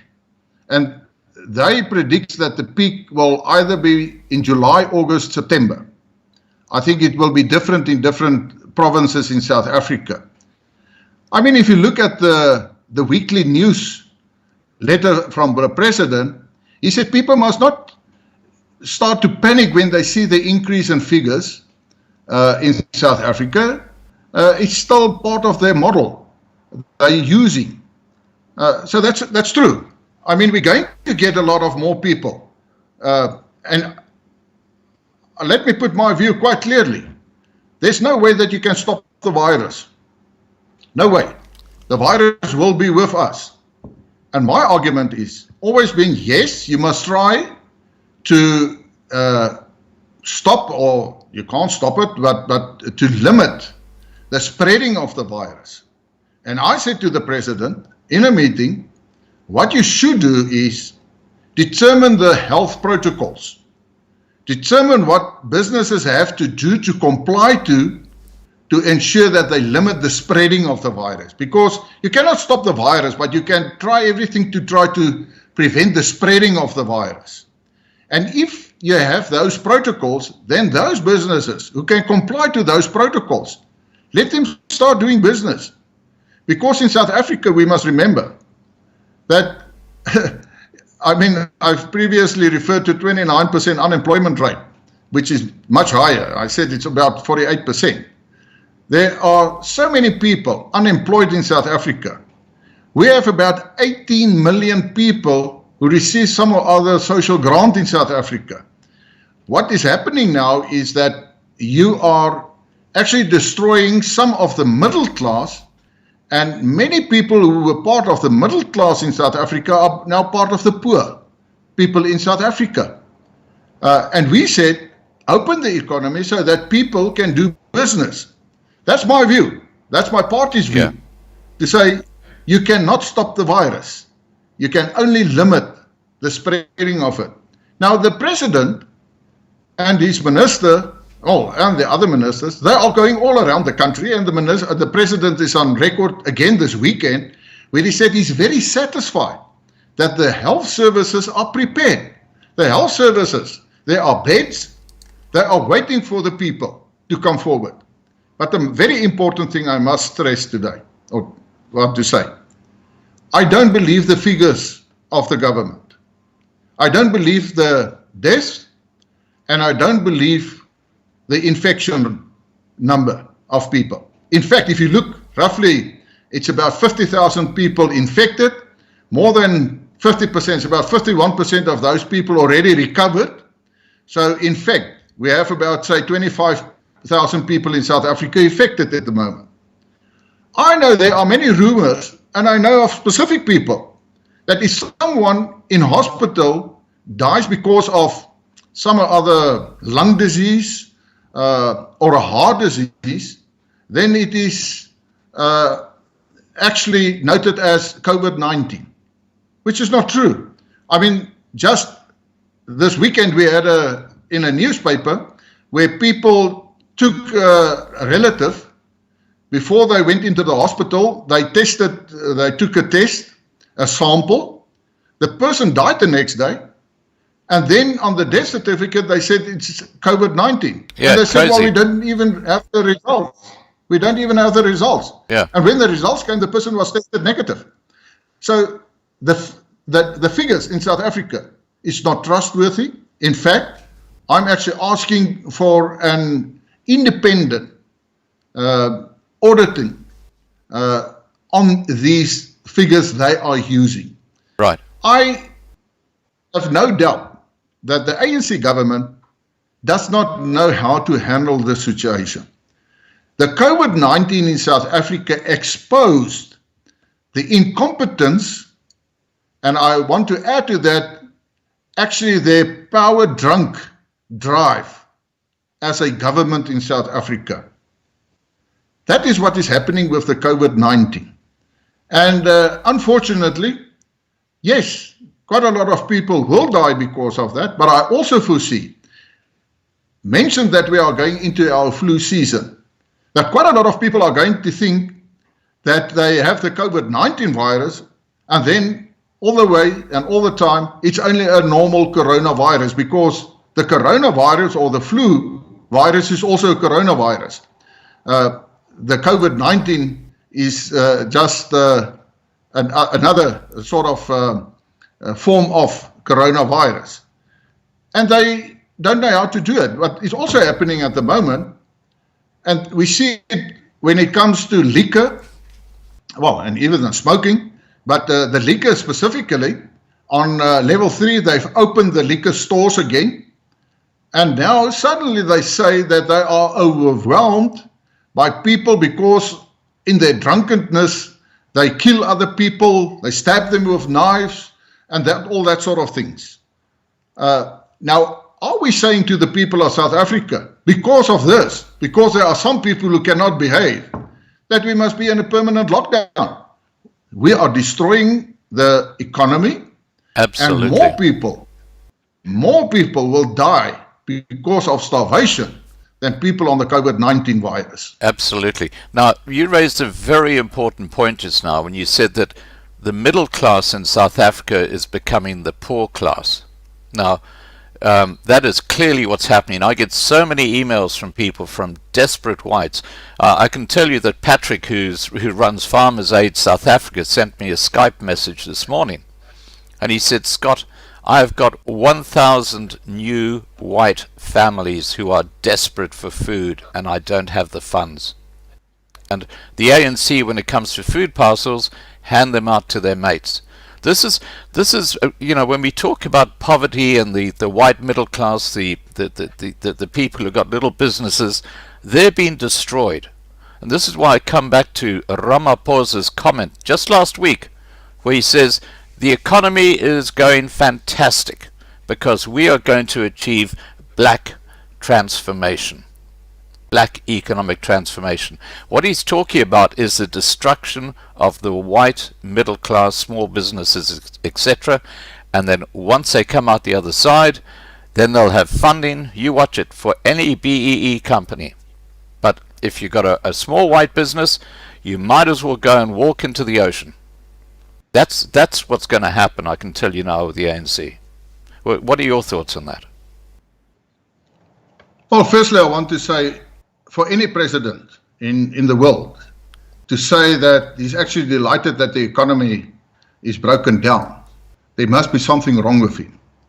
I mean, no responsible president can say that. In fact, that actually is proof how dangerous Cyril Ramaphosa really is. Yes. And how a big communist and socialist he really is. And people must take note of that. I mean, it's the same what the far radical Julius Malema is saying, that we must first destroy the white economy so that we can rebuild the black economy. Well, with great respect, I don't have to say that to the people. How is the economy in Africa, where they have destroyed the white economy? There are exceptions, that's true, but I'm telling you now, and that's the irony of South Africa's economy. If you look at South African statistics, the Department of Statistics, there are more black people in the middle class than white people. What is interesting is that last year's statistics has showed us that more black professionals are actually leaving South Africa than white professionals. So the economy is going down the drain.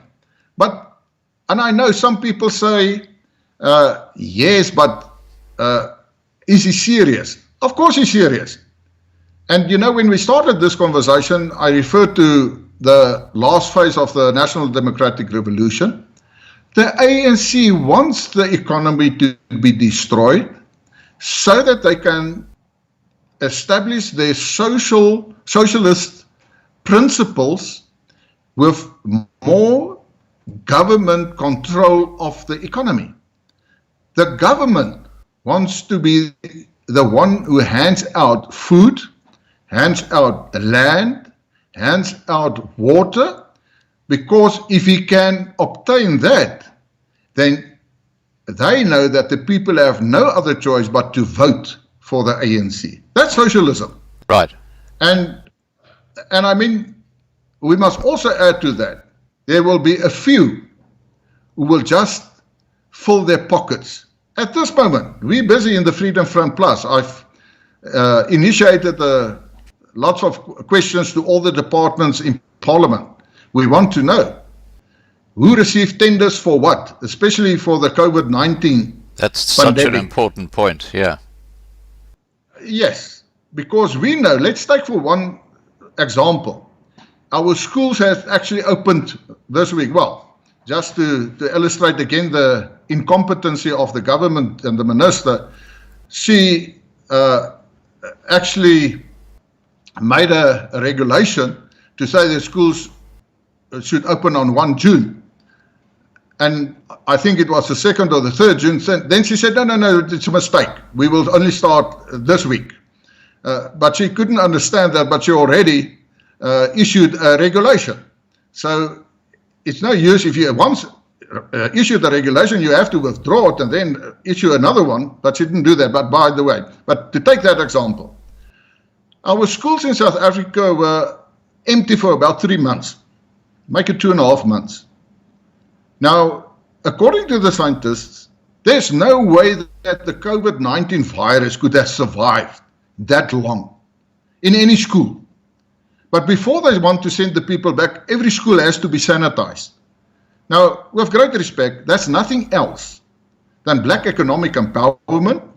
If you have the correct political connections, you will get a tender to go and sanitize a school where there is no COVID-19 virus. Yeah, exactly. Because the schools are empty for about 2.5 months. It's a waste of millions of money. But again, I want to say, what Ramaphosa is actually saying, what the ANC is saying, and going back what I said previously, remember when Zuma also referred to the radical economic transformation, he clearly spelled it out and said that black people must get more involved in the economy, and he said that the government must play a more important central role in the development of the economy. That's what they said. So that there be no mistake. They want to control the economy. They want to enrich themselves. And what I'm saying now, I will say it anywhere. There's no doubt about them. The rich elite, the rich black elite is going to get richer, and the poor people are going to get poorer. And that's why I also said, if you're going back to the white people in South Africa, because of affirmative action, because of black economic empowerment, the white people started to take initiative, and they started their small businesses. Yeah. To make a living. And they gave work for 2 or 3 employees, and quite a lot of them are black employees. Yeah. And now what is happening is that the government, when it started with its assistance packages, they said, but these monies will be distributed on the basis of black economic empowerment. So your small businesses, also those white people, because of affirmative action, because of black economic empowerment now, has been negatively affected again. And we said it's totally unacceptable. I mean, the virus does not distinguish between white, black and white. And that's why I say, I know people, friends of mine, they closed their businesses. They couldn't survive. Yeah. I have families I'm looking after because they don't have an income. They don't have food. The Freedom Front Plus started a project on that. We took hands with Solidarity's Help in the Hand because they have the expertise how to do the distribution. We are feeding people. And we also started a fund. We call it the Present Disadvantaged Businesses Fund. And it's going to be on a long term. And we are only going to give money and assistance and financial support to those businesses who does not qualify for black economic empowerment. And, I had a phone call from a white person, a very rich businessman. He's got about 200 black workers. Right. And he said to me openly, in fact, he asked me some advice because he said, I can close my business tomorrow. I have enough money for the rest of my life and my family. And I feel like that because of this racism of the government. And I don't know what his final decision was, but what the government does not understand, it is the initiative, the creativity of white people trying to survive, who's got the small businesses, but now the government come, and let's take for instance the hairdressers, the beauticians, the barbershops. Right. It's small, it's micro businesses. They're not allowed to open, but their whole environment are actually hygienically. They can easily comply to the health protocols, but they don't want them to open. And that, I say, is actually, okay, let me don't use different words or anything like. The question is, are they doing that on purpose? If I look at the circumstances, I can't come to another conclusion that it is part of a strategy to ensure that they actually, can I say, finish the job by destroying the economy so that it can fit into their ideology of the National Democratic Revolution. Right. Now, I find it extraordinary that Ramaphosa said in that speech or that discussion he had last week, that, the economy had not been damaged by the lockdown. I mean, what planet is he living on? And just getting to your point with triple B, double E, and BEE, BEE stands for Black Economic Empowerment. It doesn't stand for Black Privileged Economic Empowerment. But effectively what BEE and triple B, double E does is only provides riches or enriches the ANC cadre, the people at the top, the politicians, the families, the mates. That's as you were saying earlier, they're the only people who are benefiting from this total misnomer of a name, Black Economic Empowerment, because it's not enriching the general black population at all. Well, that's why I said I refer to it's nothing else than black elite enrichment. Yeah, it's only the elite. If you have the correct political connections, then maybe you will get something. Right. Well, and if he says that it's not destroying the economy, or he said that it has no effect on the economy. Well, it doesn't make sense. If I understood you correctly, it doesn't make sense because I said it gives them a very good opportunity now to rebuild the economy, to get rid of colonialism and apartheid. Now, firstly, I can't understand that after 26 years of government, what colonialism? Well, they're still blaming Jan van Riebeck. Yes. I'm also blaming Jan van Riebeck because I'm very sad that he didn't miss the southern tip and actually threw anchor at Madagascar, because then I could have had an island and that sort of things. Well, I mean, of course. I mean, what I also say, and I'm going to have that speech in Parliament one of these days, is that one good thing of the COVID-19 is that they won't be able to now, after everybody in the playing field has been leveled according to them, that they can't blame apartheid anymore, because the COVID-19 has destroyed everything. And it is so ironically that the last piece of apartheid was used by the ANC on level 4, when they installed a curfew from 8 o'clock till 5 o'clock at night.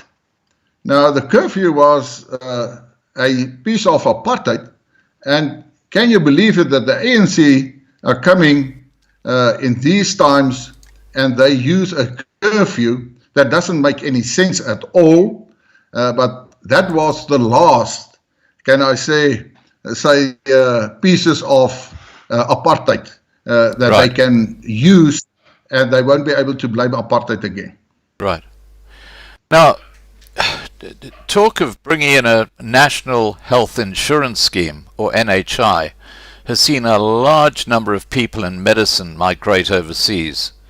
And it's very ironic because I know of several hundred qualified, largely minority group doctors who were forced to study overseas because of the race-based selection process of students in South Africa in universities. These doctors, as a result of red tape at the HPCSA, are unable to practice in South Africa. Yet we fly hundreds of Cubans in the medical area to fill a gap. What can the Freedom Front Plus do to force the HPCSA, or the Health Professionals Council of South Africa, to allow these homegrown doctors to achieve their dreams of serving and helping the sick in South Africa?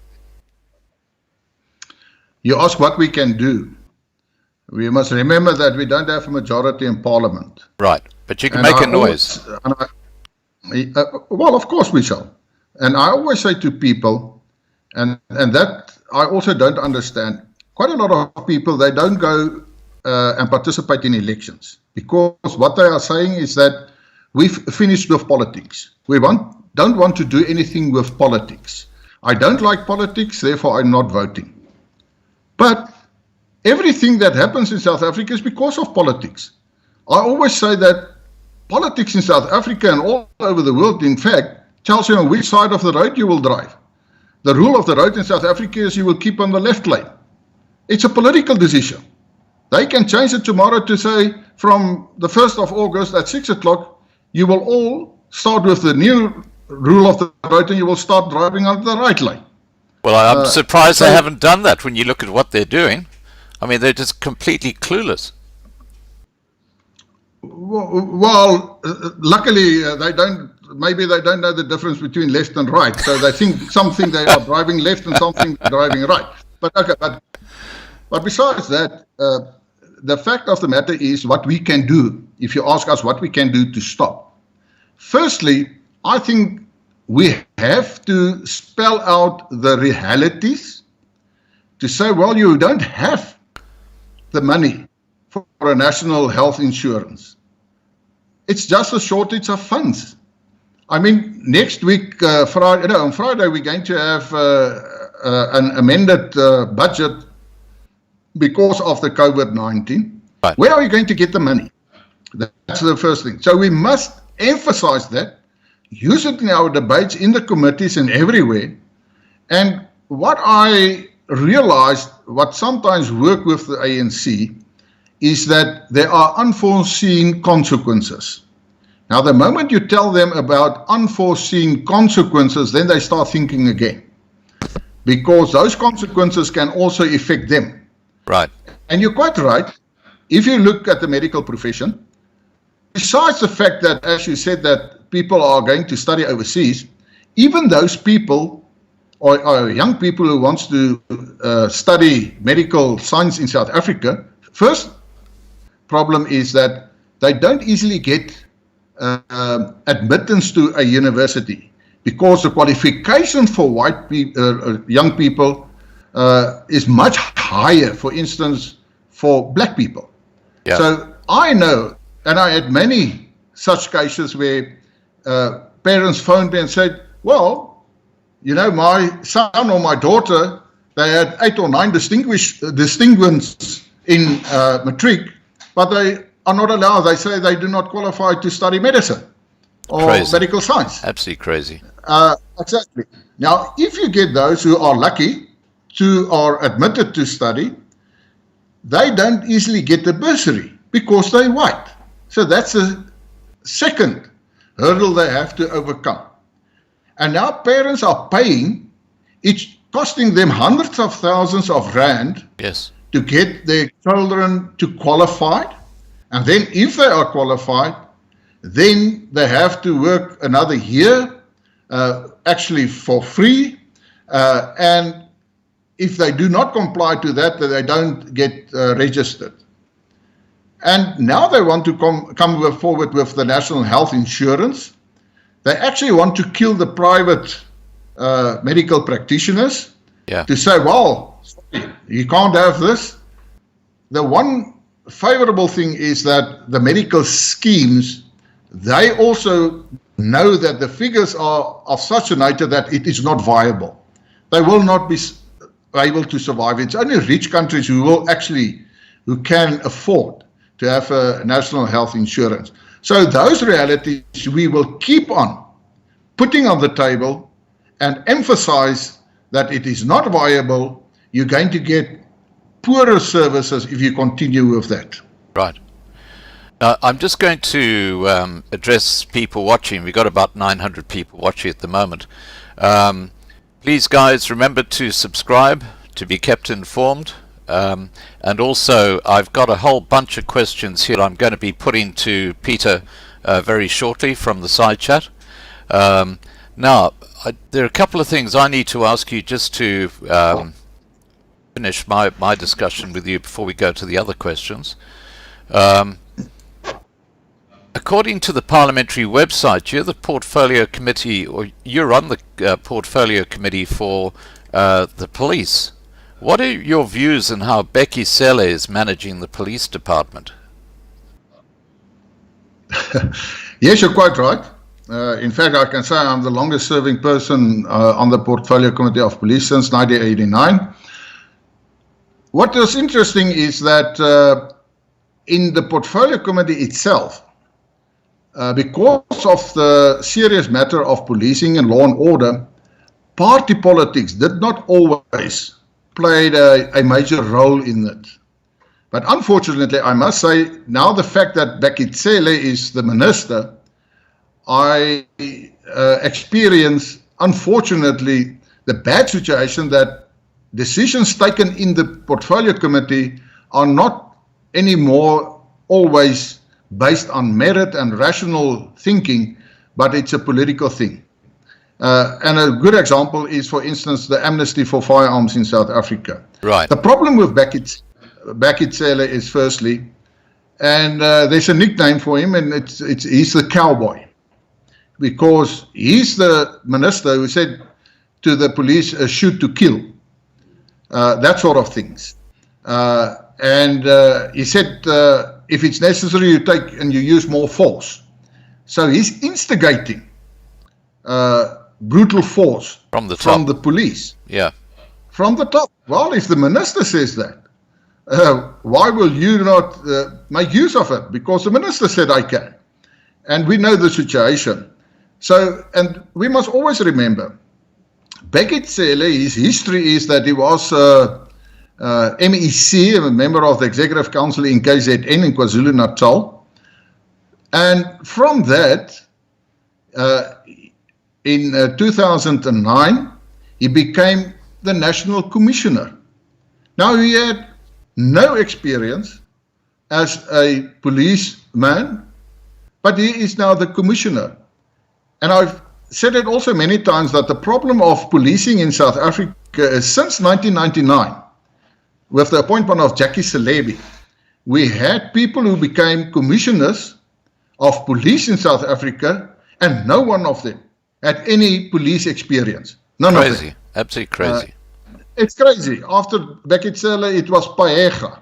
After Paega, well, they had a sort of a person there, but it was also ended in a corruption case. Because we must remember, firstly, Becky Cele, in 2012, 2013, he left the police under a cloud. There was an allegation, or actually there were different allegations of buildings and the purchasing and the hiring of buildings where he was involved. In fact, it was said that there was corruption. But he resigned then, and nothing has been proved saying that. Now, again, he's now the minister. At the moment, we have a commissioner for the first time since 1999, General Sitole, and he has about 38 years police experience. He was in the police services before 1994. So at least he is a qualified police officer who knows what's going on in police. But unfortunately, with the minister, and by the way, they adopted ranks like general and all that sort of things. Bekitsele, he still thinks he's a general. He's nothing. He's a minister. But he acts like he is still the commissioner. And in a certain way, he's actually trying to dominate the real commissioner of police, which is a problem. Yeah. And that's why we have the problems as far as policing is concerned in South Africa. I mean, our crime rates are increasing. Let's just take the lockdown now. And I said to the minister in a portfolio committee, you are focusing so much on liquor. And I mean, we had in the period of when the lockdown started in about a month and a half, we had 25 people in South Africa killed by actions of the police. 25, I've got the official figure. 25 people killed. Wow. Just in 1.5 months in the lockdown period. That's crazy. But then you still get the minister that says, well, if you don't want to comply to the rules, then we will have to use more force. Now, that's why we have the situation in South Africa, what we have. Yeah. If you ask me about the Bekitsele, he is totally power drunk. Right. Okay, well, I'm going to start taking questions from the side chat. I've actually copied a few here. Devon asks, question, are you prepared to give up your ANC salary and really fight for secession? I don't know why he says ANC salary, but I'm just giving you the question, which has been taken up by the ULA for many years. There are quite a few ULA supporters, I have to tell you, in the side chat here. So look, I'll leave you to just answer that question as best you see fit. Yeah, well, firstly, just the fact that they say my ANC salary, just tell me how ill-informed the person is who's asking the question. I totally agree. The ANC doesn't pay my salary. In fact, it's the taxpayer, and I'm also paying tax. I can resign tomorrow because the question is actually, will I resign tomorrow? No, I won't. Because if I resign, the position just go to another ANC then maybe.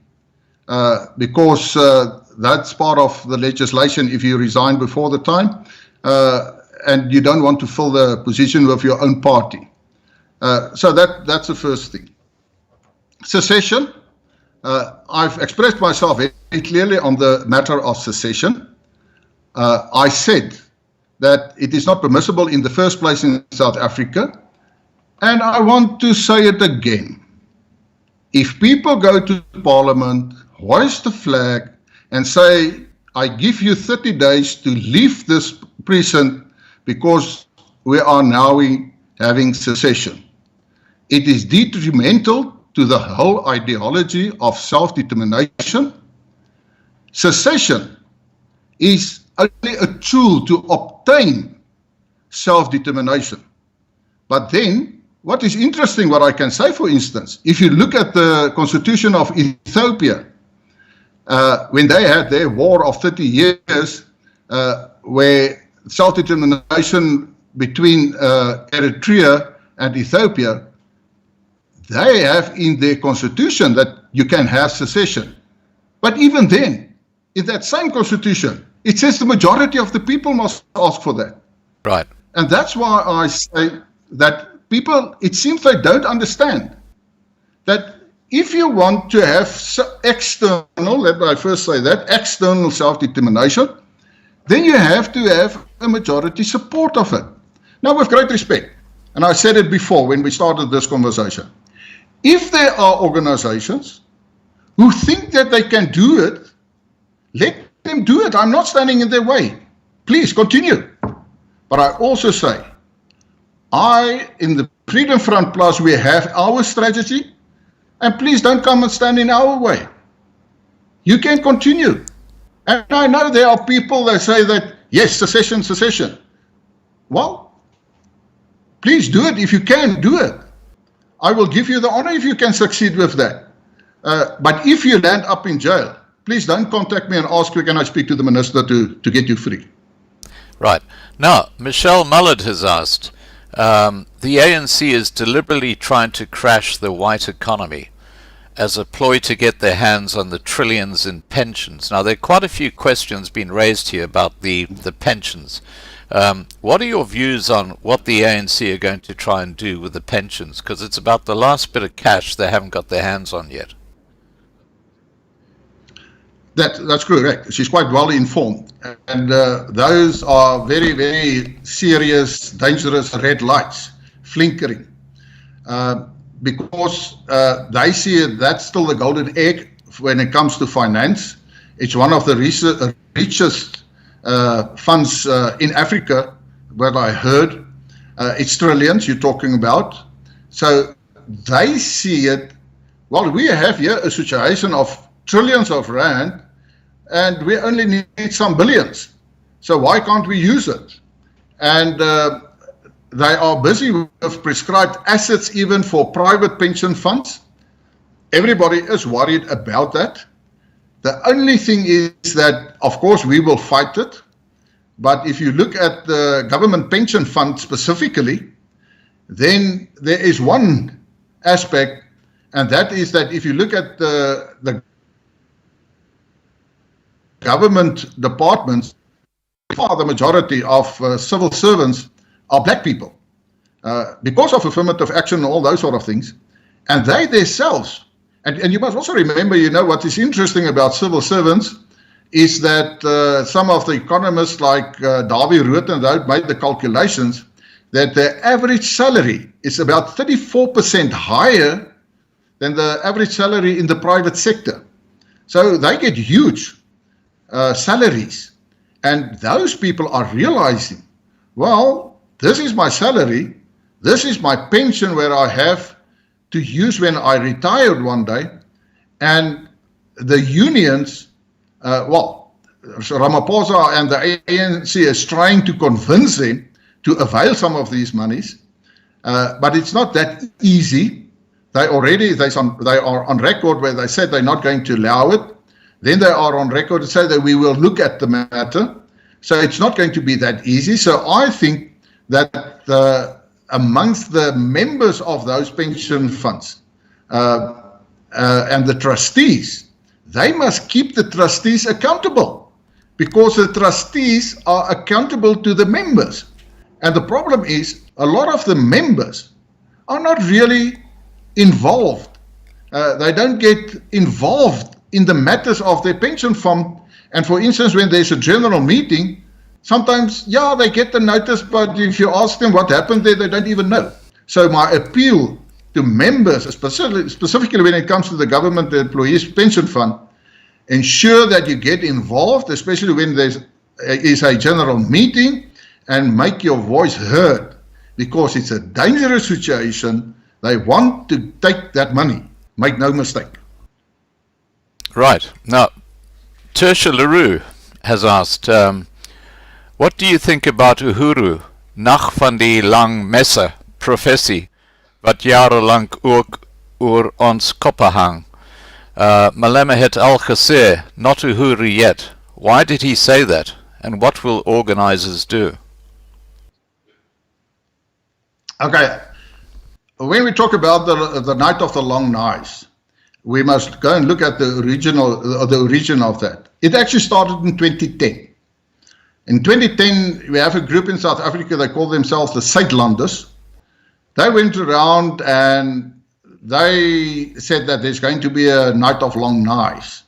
And in fact, it comes down that the blacks will start running in the streets and they will kill all the white people.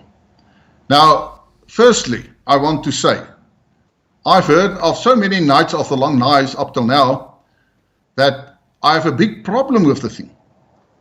Uhuru is a reality of Africa. We are in Africa. And I always say in Africa, everything is possible. So it will be naive to say that it can never happen. But I'm quite honest when I say they are not prepared at the moment. We are monitoring the signs as far as this is concerned. And I'm not going to say much more about that. We are not there. And a lot of things must happen before that will materialize. But with great respect, I want to say, those people spreading and scaring people, be prepared because of this and that, when the real thing happens, then people will say again, ach no, it's a false alarm. That's a danger of all these alarms that we're going to have this night of the long knives. Now, firstly, I must say, and I've looked at some of these meetings with Gustav Miller, and I had a problem because when he referred specifically to the night of the long knives, he held a newspaper clipping of Willie Madishe, who was the president of COSATU at that stage. I'm talking about 2010, 2011, around there. And it was and I can clearly remember it was a newspaper clip from the Star. And he quoted Willie Madishe saying that there was a night that will come of the night of the long knives. Now, I know that article. I know Willie Madishe, and what actually happened, what Willie Madishe referred to, was that he was not elected again. His own supporters and the people he thought he was going to support him for a re-election as president actually stuck him in the back with the knives. And that's why he referred to the night of the long knives. And I have a problem when you misquote certain things to scare people. We must be prepared.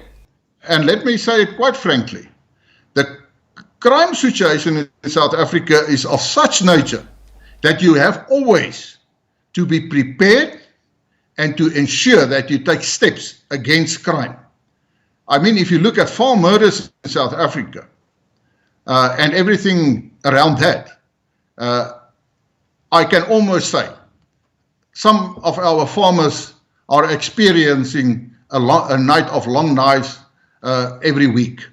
So that is my perception and my view on this whole thing and issue about the night of the long knives. Right. Okay, we've got still quite a few questions to go. I've got the question from Heinmarks. We'll have a look at that in a second. Alta Allen asks, Scott, ask about our taxes. Can people with old paying tax as white businesses don't get backed under lockdown especially? I think what he's trying to say is that, you know, if you've got a little business which owes tax and because of lockdown you've gone basically bankrupt, what is the situation there with the payment of tax? I think that's what he's trying to say. Yeah, it's not clear what he really is meaning, but I mean, if you don't have money and you didn't make money, how can you pay tax in the first place? And I know that there is a sort of an exemption for about 4 or 5 months where businesses don't have to pay over the taxes. It's actually it's only an interim arrangement, and that is to help certain companies to have more cash flow on hand to survive the lockdown period. But the principle is, I mean, you pay taxes according to your income and your profit. And I mean, if you didn't make any profit, then you don't pay tax. It's as simple as that. Right. Now, what about... Except if we understand him, if we doesn't understand him correctly. Yeah. What about the situation which a lot of people are now saying to me, which is, why should we pay any tax? What if everybody in South Africa just said, okay, we're not going to pay any tax and let's see how the ANC government survive then? What are your views on that? My view is that if you want something to be a success, you must do the right thing at the right time at the right place. And if one of those components are not correct, then you're not going to have success. Yes, everybody feels like a tax boycott. Don't pay your taxes. It's a good idea. It's the right thing to do. The question is it the right time? I say it's not the right time. They're going to call your bluff. People are not going, if they're not going to pay the taxes, well, first, the employers and all the employees, they don't have control over that because they pay as you earn, and the employers just pay over the tax in the first place. And furthermore, if you withhold your tax, maybe you get away with it for 1 year, and then the taxman will come and knock at your door, and the penalties are very, very heavy on that. The only way a thing like that is successful is when everybody is doing that. And let me take an example. We have a situation of e-toll roads in Gauteng. Right. The motorists decided they're not going to pay e-toll. And that was a successful thing to do. It was the right thing at the right place at the right time. And I mean, they have the problem. Well, I must also say the legislation is not everything correctly in its places, and everybody is waiting. And you have private organizations that say, well, please sue me for not paying my e-toll payments. I'll take you to court, and I'm sure I'm going to win the court case. Unfortunately, that's not as simple as that when it comes to pay as you earn taxes and all the other taxes. The legislation are quite clear on those matters. So it is possible. It can happen. I foresee maybe in future, but at the moment, maybe it's the right thing. In principle, I have no problem with that. It will be a good lesson to the government. It's the right thing to do, but it's not the right time. Right. Now, Dan Berryman is our resident priest. He does our Sunday service every Sunday on this channel. Lovely man. He's an old fart like me and you. Dan Berryman has asked, please ask Pieter, where are they going to get the money to pay the monthly social grant? Okay, that's part of the unforeseen consequences I've mentioned earlier, which we tell the government. Because I can make a simple figure. You can't have about 5 million people paying tax, and they must ensure that 56 people are looked after. It's just not economically viable. So that is part of the problem of the ANC, that they will get to a certain stage where they won't have the money to pay the social grants. And I said earlier, we're talking about 18 million people who receive some or other form of social grant.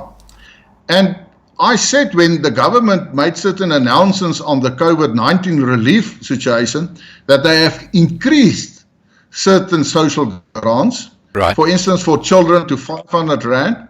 And they said it's only for 5 months. Now, do they really think that after 5 months they're going to take it back? They're going to have a revolt.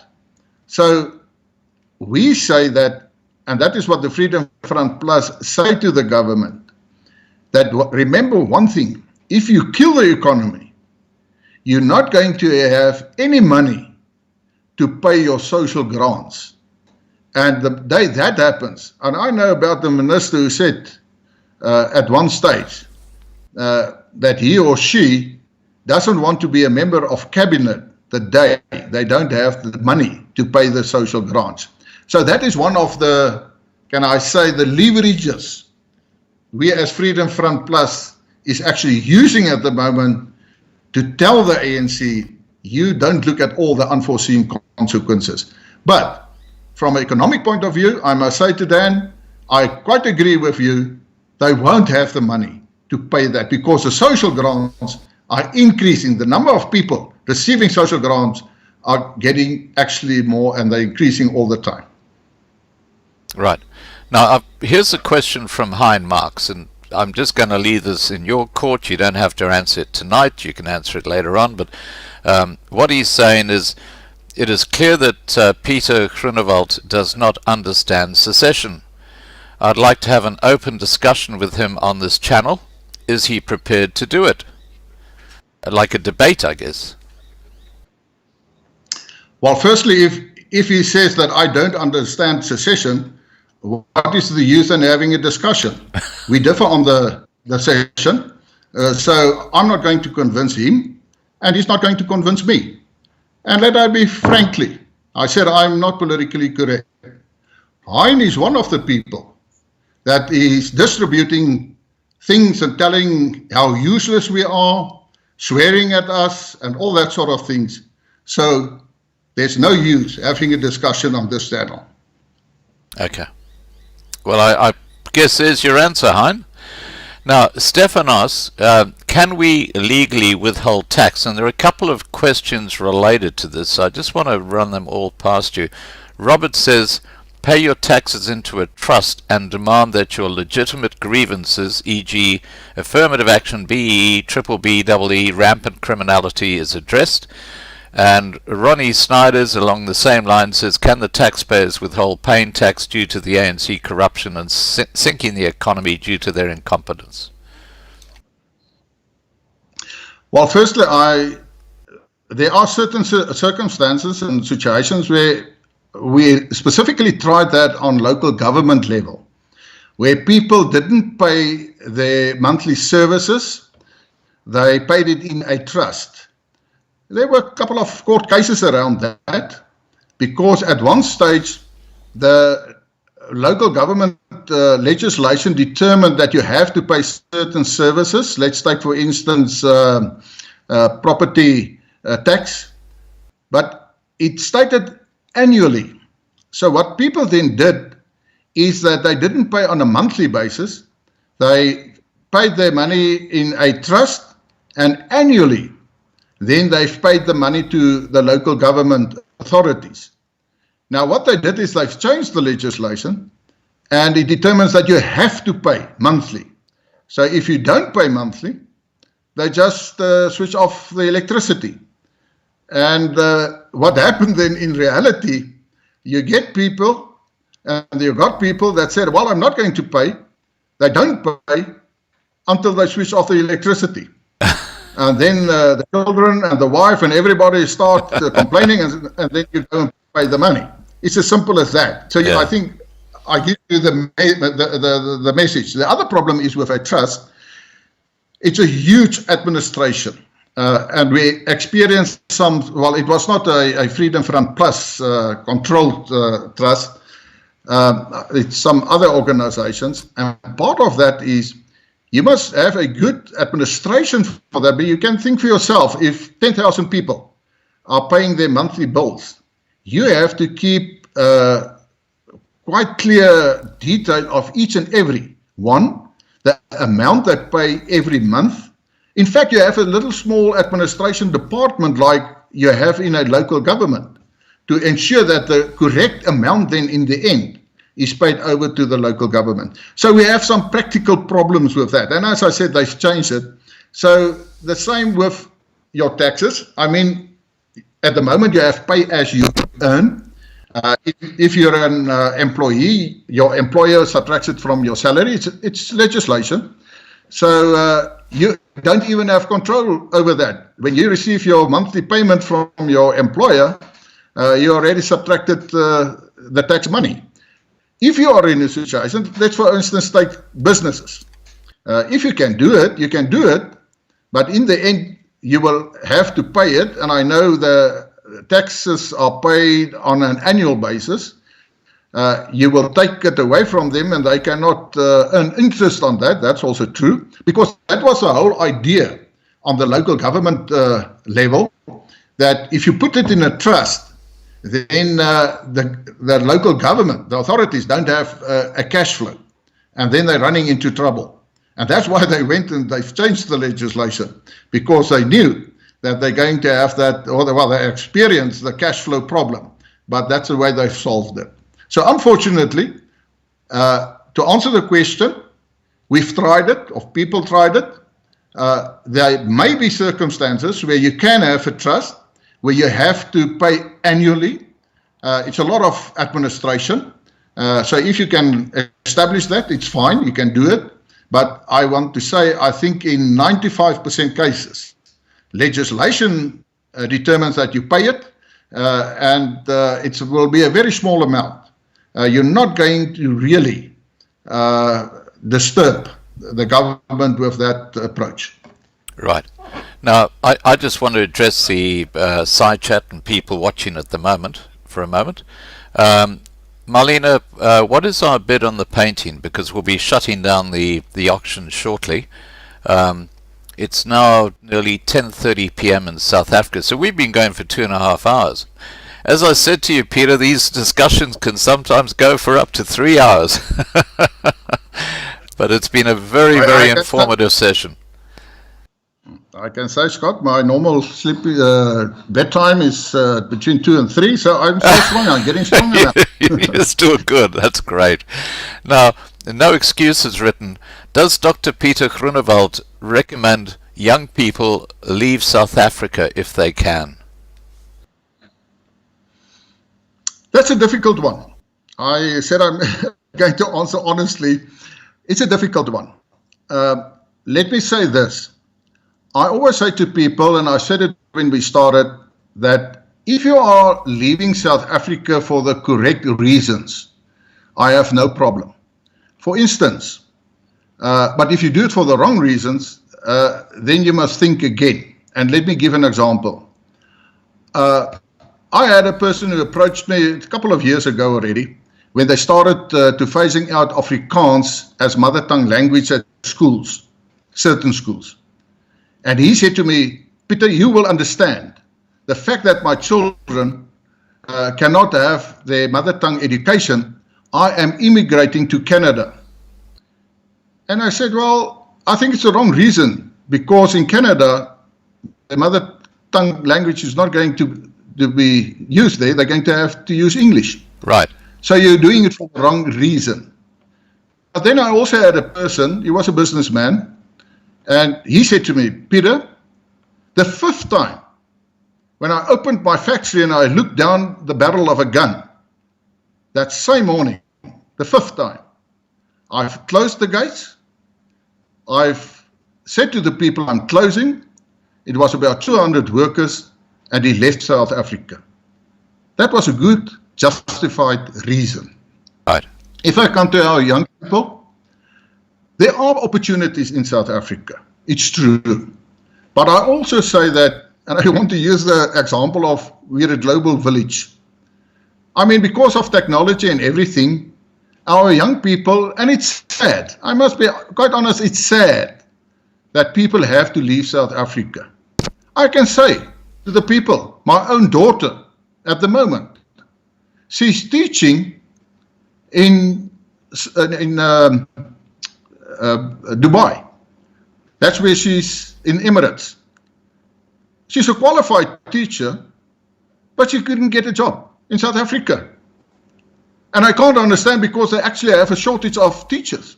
Yeah. I mean, I went through the whole situation. She has to live. She has to earn a living. So she's not in South Africa at the moment. She did not immigrate, but still. So my message to the young people is, I'm here to stay. I'm not going to leave South Africa.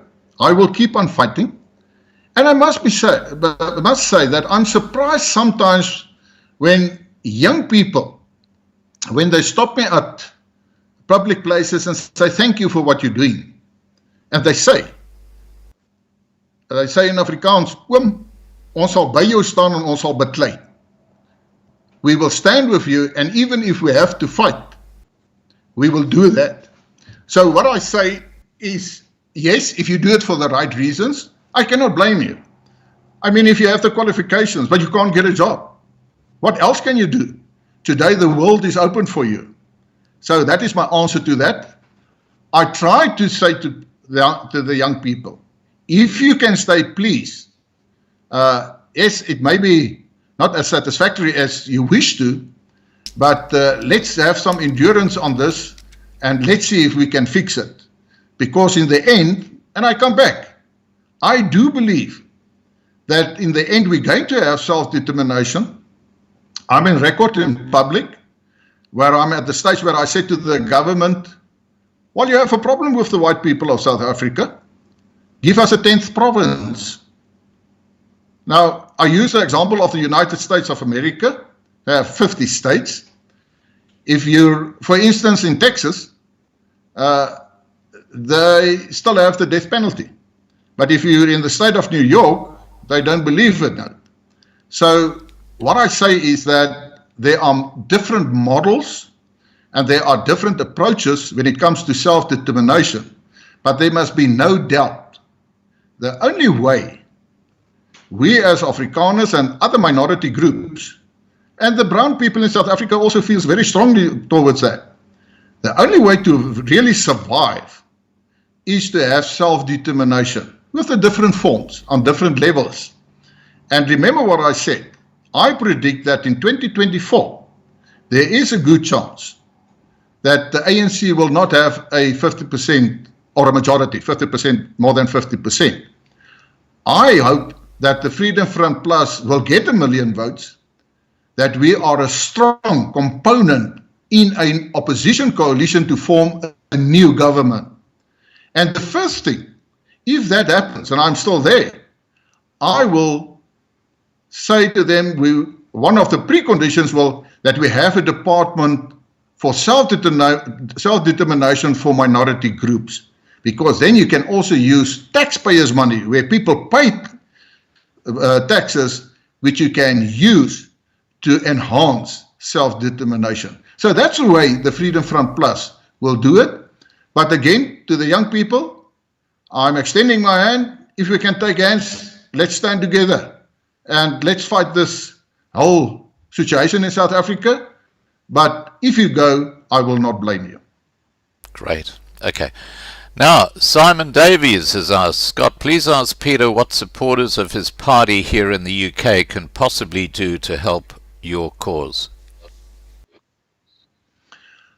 Well, firstly, what they can do is, and I will appreciate it, we must remember that in 2009, the Freedom Front Plus had a constitutional court case to ensure that South African citizens in foreign countries have the right to vote. I must say, ironically, at that moment, the Freedom Front Plus didn't have all the technology and the resources as far as finances are concerned to give the message. In fact, the DA have misused the opportunity to say they went to the Constitutional Court, which was false. The Freedom Front Plus went to the Constitutional Court, and it's on record.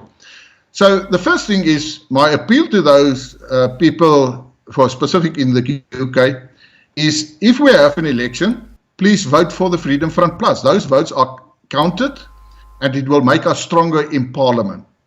The second thing is that we have on our websites where donations can be given. Because we must be honest, in politics you need money. If you want to be a role player, then you need a lot of money. Now, part of the fact that we have more representatives in Parliament makes a huge difference, because there are allowances, constituencies allowances according to the number of members of Parliament. So we have more people now. Just to give an indication, before the election last year, we had about, let's say about 20 employees for the Freedom Front Plus, because that's the only number we could have afford. At this moment, we are 93. We have 93 employees. So it makes a huge difference. So in short, and I can say a third thing, of course, is to spread the message, to say to people, be informed, visit our websites, everything is there. Just to give you an indication, you know, sometimes people ask me, but what are you doing about farm murders? and I said to one farmer, and it was about a week after I have managed to have a debate in Parliament, the first time in 2017, the first time that I could have convinced the Speaker to have a debate of national interest. He first refused it, but then I convinced her afterwards that we have a debate specifically on farm murders. And after the debate, about a week after that, he asked me, what are you doing about farm murders? And I said, well, didn't you see the newspapers and the television? He said, no, I'm not looking at those things anymore. So what I'm asking to the people, firstly, if we vote, you have the right to vote. There is, of course, a process that you have to register. Secondly, if you can make a donation, we will highly appreciate it. It makes us stronger. And thirdly, please spread the message and tell people what we are really doing.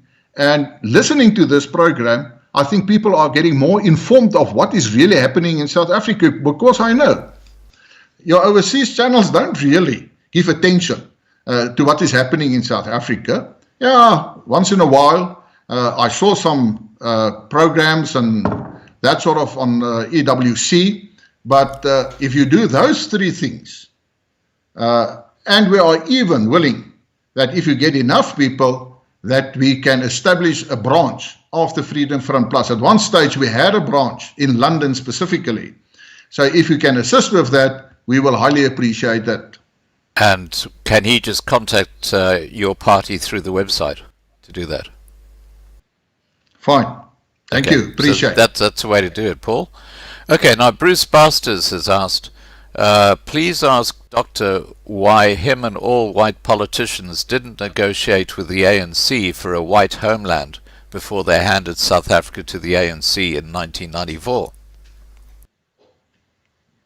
We tried to negotiate for that, but if the person has listened when we started, I said one of the problems of the many problems we had was that there were too many organizations who had their own ideas for a homeland. And don't underestimate the ANC. At one stage, those people were asked, but where do you want this homeland? And the moment that question was asked, it was total chaos. Because if you talk to people, especially if you go back to 1994, you had the Conservative Party, you had the INP, you had different organizations.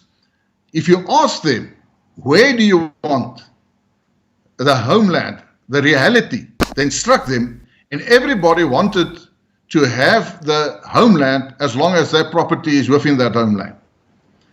And that is what happened. That's one thing. And you can go and read the book of Neil Barnard. It is Afrikaans Stille Revolutie, what Silent Revolution. He deals with that specifically. The other thing is, you must also remember that the ANC, the whole atmosphere, the whole culture of the ANC is not to give people a homeland. And that's, at one stage I said on social media that the person asked me, but what did you do from 94? You're only sitting in Parliament, you're doing nothing. And I said, well, one of the things is that we were successful with Section 235 of the Constitution. And that is where the agreement between the ANC, the Nationalist Party, and the Freedom Front is relevant. Because quite a lot of people say, but you've got this agreement. Yes, I know we've got this agreement. In fact, I gave it last year to the President again. But they must read what is in that agreement. Part of that, and the main issue on that agreement, was that if we participate in the 94 election, and we have substantial number of votes, then we can further enhance on the process of self-determination. After the results, and it was more or less the same that we had last year, we had to convince them that that was substantial enough. They didn't really want to do that, but we did succeed to convince them. And that's why we have Section 235 in the Constitution. I think that was a breakthrough, because it's not in the culture of the ANC, it's not part of their thinking to have that. We also had the Volksstaat Council, established in the 90s, and taxpayers' money was used to finance it. They made lot of research on the aspect of self-determination. The documents are still available. It's there. And they've ended their time because they've completed their research. And that's why I said, if you go and look at Section 235, it says national legislation has to give effect to Section 235. And that's not as simple as that, because you have to get it approved through Parliament. So I'm going back to the process. Right. So the question, why didn't you negotiate it? We tried, but you must also remember the can I say, the party who didn't support us really was the Nationalist Party. The Conservative Party was the strongest of the opposition parties at that moment, but we only had so many voters. The governing party, who had the power to make a difference, they didn't want it. In fact, if you go and look into certain documents, you will find that when we pursued the matter of self-determination, and specifically the homeland issue, that we were received more sympathetic from some ANCs than from F.W. de Klerk and his Nationalist Party ministers. That was part of the problem.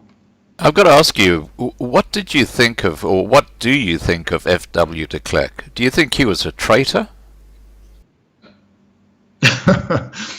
You know, some people always ask me, is F.W. de Klerk an Afrikaner? Now, I'm going to use the Afrikaans expression, and then we can try to translate it. My answer to people is 'n vrot eier nog 'n eier? Just for people who don't understand Afrikaans, what Pieter's just said is a frot, is a overdue egg, still not an egg. Can you still eat the egg? So that's my answer to the F.W. de Klerk. Yeah, okay. Can I say that I strongly oppose F.W. de Klerk. I've never voted for the Nationalist Party, but I also say, let bygones be bygones. I get quite a lot of people that still wants to fight the fights of 1994. We are in 2020. People make mistakes. Every one of us makes some mistakes some or other way, politically, in our life or whatever. And I want to unite those people as well, because I know there are people that says that I won't vote for the same party as that person because he voted yes in the referendum and he was a F.W. de Klerk supporter.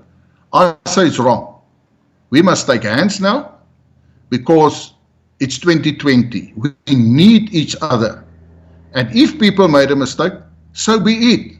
Let's not keep on making mistakes. Let's take hands and let's build a future for ourselves.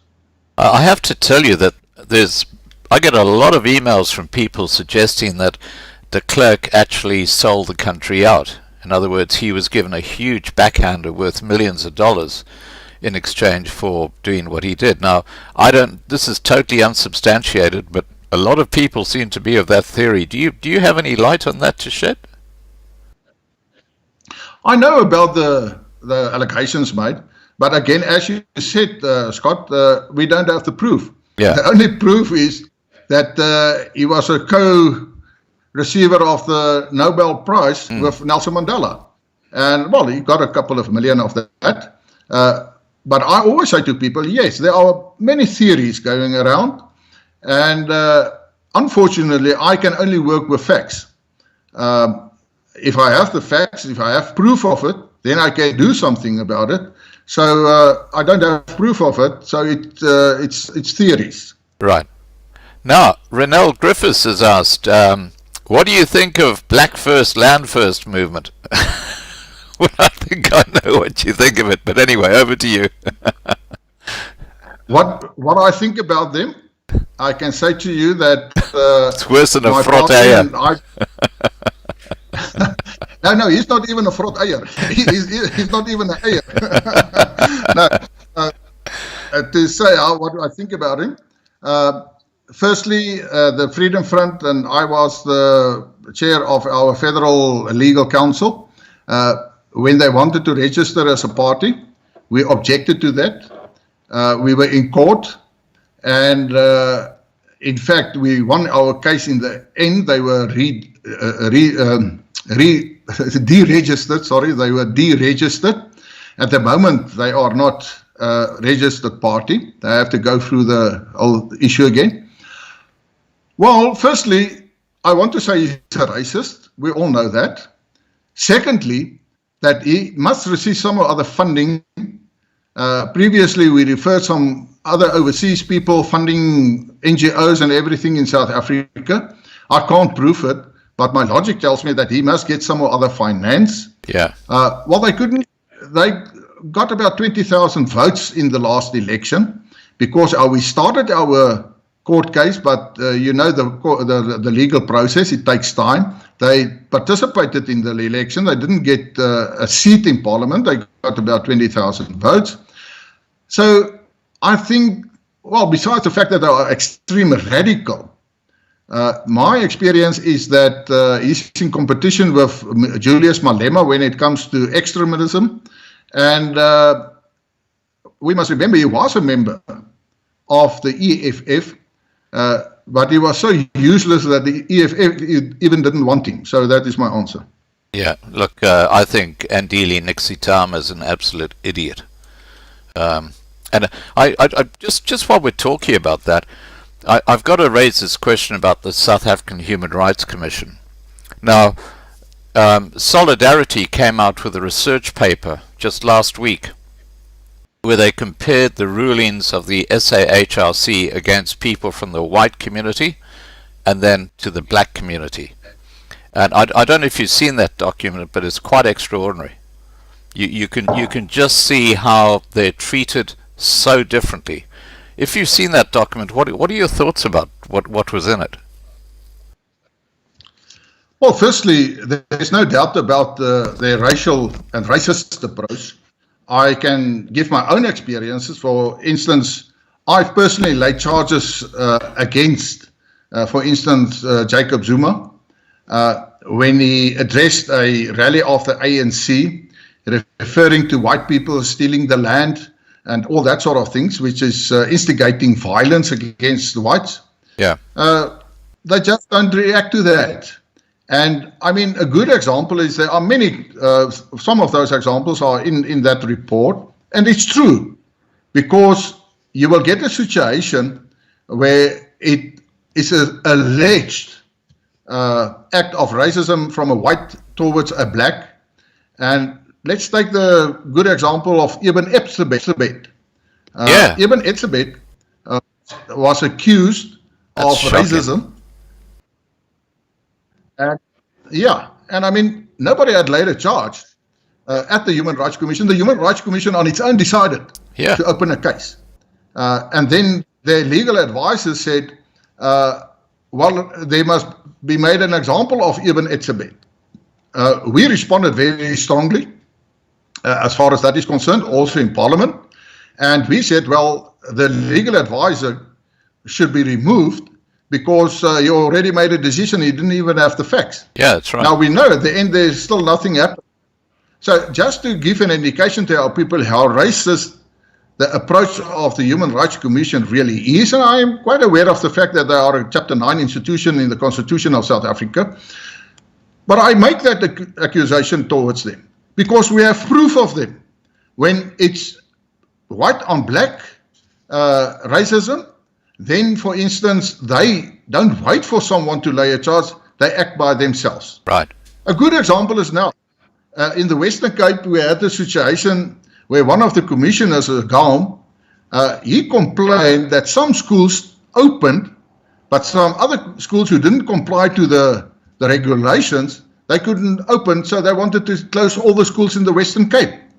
Now, Gaum is a white person, and he said, but it's unfair towards the disadvantaged people, meaning the black people, because their schools are not up to standard. So his policy is that because of that, nobody are allowed to go to school. And then he was confronted and said, well, Why did you send your own daughter then to school? Just to prove the hypocrisy of people in the Human Rights Commission. He's complaining, said it's not allowed, permissible, but he sends his own white girl and child to school. So there's no doubt about it, and that's part of the problem in South Africa. It's a Chapter 9 institution that's supposed to be impartial and to look after human rights. And I can give many examples where we as the Freedom Front Plus have laid charges against black people, especially on social media, for racism, and they just don't do anything about it. Yeah, well, but if it's the other way around, then they act very quick. And I have to say also, Peter, that the mainstream media are complicit in this. I mean, if it's white on black violence, it's like news all over the world. Racism, racism, racism. But if a group of black thugs go and attack and kill a white family in the most terrible way, most torturous way, it doesn't rate a mention. That's why I call the mainstream media fake news, because it clearly it doesn't suit. The best exploit case now all over the world, in the United States of America, and the ANC that declaring the next 3 Fridays as Black Friday with black T-shirts and everything. And but what about the Khoza case in South Africa? Yeah, where the police and the defense force killed a black man because of the COVID-19 restrictions or the lockdown. In fact, I've said previously that 25 people, and they're black, people were killed by the security forces in the lockdown period in 1.5 months. Why didn't we hear about that? It's a double standard. And that's why, Scott, on that one, I agree. Unfortunately, the mainstream media are selective, and there are many theories about that as well. Yeah, I know a lot of the theories, and I agree with quite a few of them too, believe me. Now, Mikkel Redding has asked, how have the FF Plus helped the minorities' priorities with regard to asylum? Have the FF Plus called for assistance and acceptance from global leaders? I'll tell you what the background to that is, Peter. I know of a lot of people who've experienced farm attacks firsthand, and they're in shock. They're suffering from PTSD. They just want to get out of South Africa. They go to countries like America and Australia, and they've just been rejected. You know, despite what they've been through, it's just absolutely disgusting. Yes, well, if you talk about asylum, I mean, that depends on the country where they want to go. Yeah. I know there was a court case in Canada where there was also an argument. They wanted to send the person back, and the person then applied for asylum. Initially, I think it was a man. He succeeded, but when it was taken on appeal, it was rejected again. So those are the policies, or asylum depends on the policies of the countries where you are seeking that asylum. I know there are international laws and everything as far as that is concerned. If you ask, how did we help people? I must be honest, we were not approached by anybody to say, can you help us with that asylum? So the answer then shortly is no, we haven't helped anybody so far. When it comes to farm murders as such, yes, we did a lot. And I can have a long talk on that as well, because we are fighting the whole subject of farm murders since the 90s. Right. Now, I just want to address the side chat for a second. Hein, please, mate, pull your head in a bit, okay? All right. Now, Quintus Williamson says, at Dr. Groenewald, why is Stats South Africa and anyone releasing any form of stats about South Africa on any topic never release stats with actual racial distribution of the matter under discussion? The answer is quite simple, because it doesn't suit them. I've asked many questions in Parliament, for instance, based on race, because everything in government's about race. They want to ensure that the affirmative action rates are correctly, and the demography of South Africa is in the figures when it comes to civil servants and that sort of things. And for instance, I've asked officially to the Minister for Police, if you take farm attacks, how many of the murders where the victims are white, black, colored, Indian, of well, Indian or colored? The answer is always, unfortunately, we don't keep records of race when it comes to the crime. I know it's not true, but how are you going to force them? You can go to court. You're not going to succeed. We don't have money as far as that is concerned. It's the same, for instance, I've asked the question on Eskom, what I said in 2004. In some cases, they do give us the figures. To give you another example, I'm a very strong lobbyist pro-gun in South Africa. I do believe that people have the right to own firearms, Right. To protect themselves against the crime in South Africa. I have asked questions about the murders in South Africa. How many black, white, on all that sort of things. When it comes to firearms, I've asked how many murders committed by a firearm were by blacks, and how many with legal firearms, illegal firearms. It's always you don't get the correct figures because it doesn't suit them. They know that if they give the figures, that it will be an embarrassment for them. Even if you go back to pre-1994, the education system are always criticized, and understand me correctly, I don't want to go back to apartheid, I don't believe in it.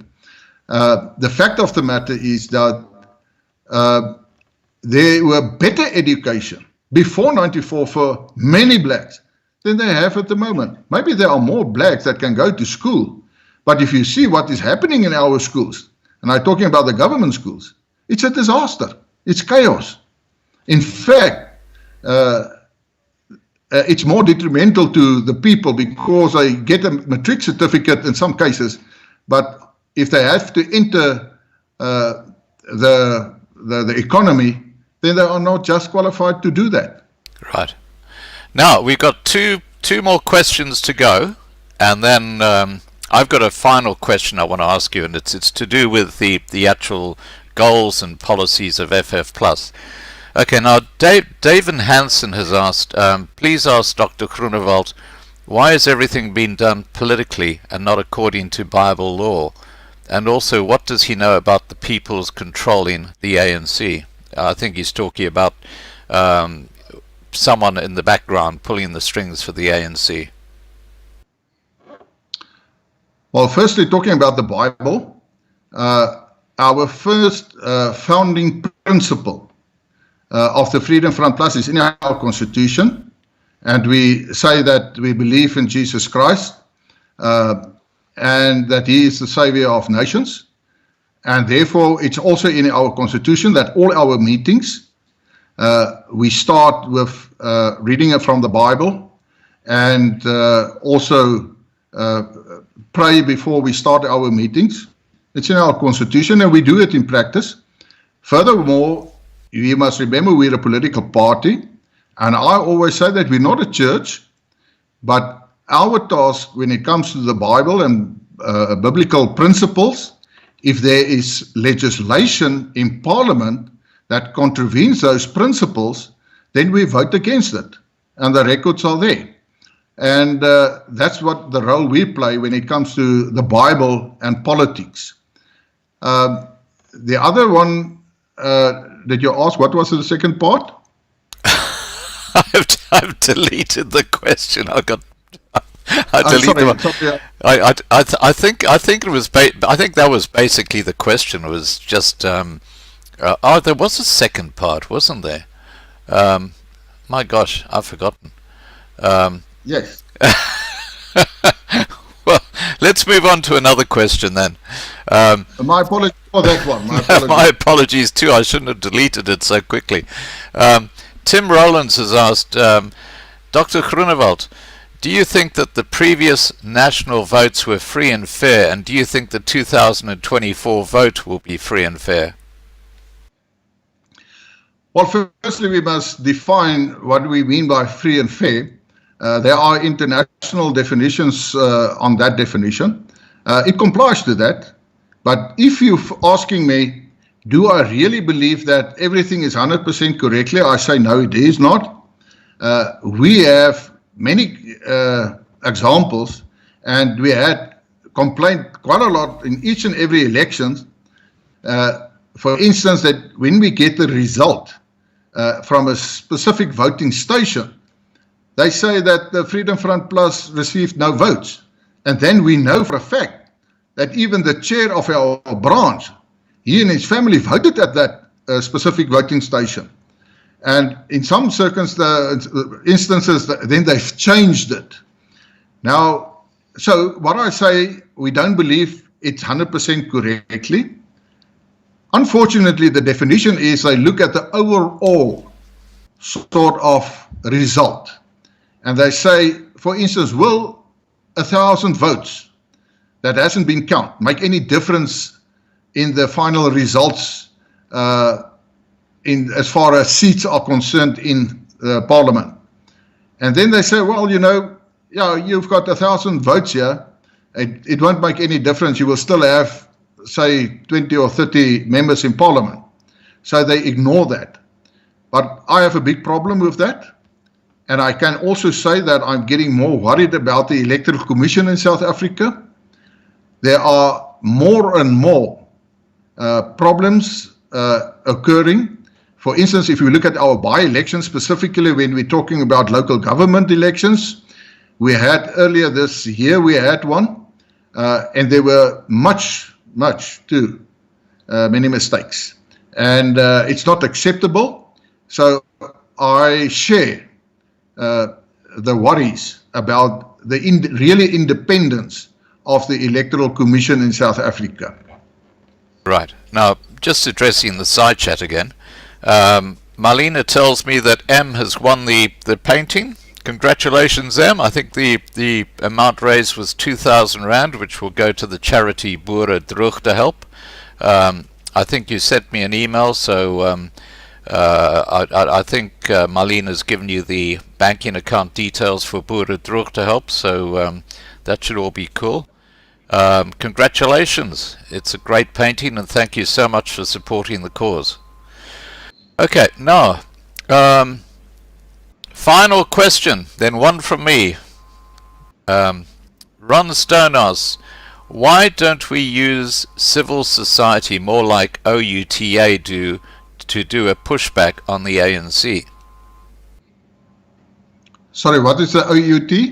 I think it's an organization, OUTA. It's an acronym. OTA. Okay. OTA, yeah. Yes, I know exactly what you do. Yeah. You're asking, why don't we use them more? Well, no, why don't we use civil society more, like OTA, to do a pushback? Okay. Firstly, if you talk about civil society, we have strong ties with organizations in civil society, especially OTA, OUTA. We played a strong role together when it came to the e-toll system in Gauteng and Johannesburg. So yes, we do work together, but you must also remember that you get some civil society organizations, they don't want to be associated with a political party. Because what I said in the beginning, you get people that said, please don't talk politics to me. I don't like politics, I don't want to know anything about politics. But unfortunately, all the decisions are taken by politicians. The lockdown was a political decision. So with those organizations who is willing to coordinate and cooperate with the Freedom Front Plus and from ourselves, and I'm not going to give the names. We even try to give certain financial support in certain cases. Then we do that. But the problem is, yes, I would like more of them, and I come back to what I said in the beginning. We must learn from know your enemy. We must have different organizations, civil organizations. We must just ensure that we are having the same aims we want to establish. So I can say, for instance, there's no formal agreement or any, can I say, this agreement between the Freedom Front Plus and the Solidarity Movement. And I'm talking about the Solidarity Movement as such, but we support quite a lot of their actions. And I said in the beginning, for instance, in this lockdown period, we give quite a lot of money specifically for food parcels, and we took hands with Solidarity's helping hand, because they are organized, they know, they are experts when it comes to that, and we as a political party don't have all the people to do that, but we support them strongly, and that's not a secret. Right. We have a memorandum of understanding, so yes, I would also like to take stronger hands with that type of organizations from civil society. Right. Now, I've got the second half of that question that we've both forgot. Yeah. Devin Hansen says, what does Dr. Groenewald know about those who control the ANC? The mind of the, yeah. Thank you very much. It bothered me quite a lot. Well, we know that there are theories again. Unfortunately, again, we don't have proof of that. What I want to say is I have big problems with the ties from South Africa, even an official way with China, for instance. Oh, yeah. We must remember, China is a communist country. And I'm worried what is happening behind the ANC gets quite a lot of advice from China, in a certain sense. Of course, you will have people with big money. What I do know is that quite a lot of companies who always gave money and who were strong donors of the ANC, they've withdrawn. I know for a fact that the ANC's got quite a lot of financial problems. And that's more on a local level, even in a certain sense from an international point of view, because all the decisions the government make in South Africa on international level is they side with the wrong people. They side with China. They side with countries with human rights atrocities. And they don't side, for instance, with like the United States of America or those people. So they are making the wrong decisions. Therefore, to answer the question, I do believe that the Communist Party, specifically from China, is playing a big role, and they want to establish another communist, can I say, regime, well, we have it already, in South Africa. The only difference is the communists of China, they realized that you can have the ideology and the principles when it comes to government, but when you want and need some money to feed the masses, then you have to have more principles of the free market. At the moment, I don't think the ANC in South Africa realize that, because they want to destroy the economy in South Africa. But there's no doubt they do have people advising them behind the scenes. And my guess is at this moment is strongly advised from the communist government in China. Right. I hope that answers the question. Well, I have to tell you, I've heard reports that Hawaii and 5G have been putting up their little terminals all over Johannesburg and places like that during the lockdown. And I understand that Cyril Ramaphosa's brother-in-law, Malepi, the billionaire, is the one who's doing it. And it all seems so incestuous. Have you heard about that? Yes, and it's true. There was some articles in the local newspapers as well. They had they've got the permits to put up these towers. And yes, it is the brother-in-law of President Cyril Ramaphosa. And as far as I know, he's got the exclusive right to do that. So it's true. Right. Okay, now I'm going to let you off the hook because we've been talking now for well over 3 hours. I'm going to ask you one final question, and I just want you to give your views on this. And okay, so in conclusion, your goals on the parliamentary website are stated as being a South Africa where we have prosperity, peace and safety, to build the economy, to create jobs for all, and equal rights and treatment for minorities in South Africa, the protection of minority rights such as culture and language, and to ensure self-determination for the minorities who want it, but specific for the Afrikaner. My question is, how do we achieve that under an ANC government? The way we achieve that is firstly to ensure that you are on the same playing field, where you can put forward your views. The fact that we have Section 235 in the Constitution gives us a very strong position. What we need is more support from the people to give us a stronger voice in Parliament. And when I say a stronger voice, just to give you an indication, before the 2019 election, we were only 4 members of Parliament. I only had 3 minutes to say something in a debate. And you hear correctly, 3 minutes. Right. So in 3 minutes, I must say. So that was not very easy. Now we have 10 members in the National Assembly, 2 in the National Council of Provinces. Now I get 9 minutes. So it's 3 times more. So if we get more people there, I would love to have 30 minutes to say something to the President of South Africa. Because then you can put forward your case very more strongly. Right. And let us say this also, that the ANC took notice of the fact that we did much better in the last election. They take notice.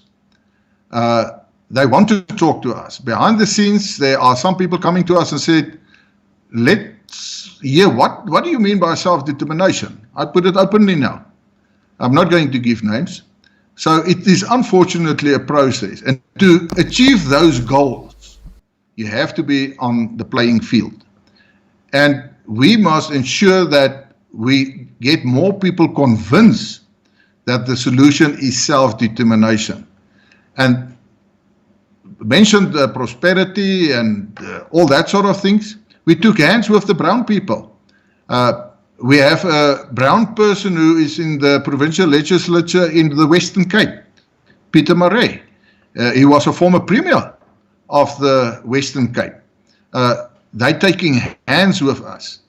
And more people, and I think specifically after this lockdown, people are realizing that we cannot continue to be governed and to be subjects and taxpayers to the ANC. We need to change. And we will use that in the correct way, the right thing at the right time, at the right place. Fantastic. Look, I have to say it's been an absolute pleasure talking to you, Pieter.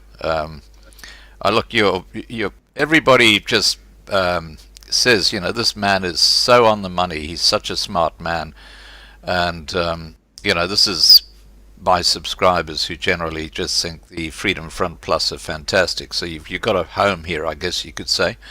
I'm going to ask you if there's something you would like to address to the well over 600 people watching right now. This is like well after 11 p.m. in South Africa, so they've done well.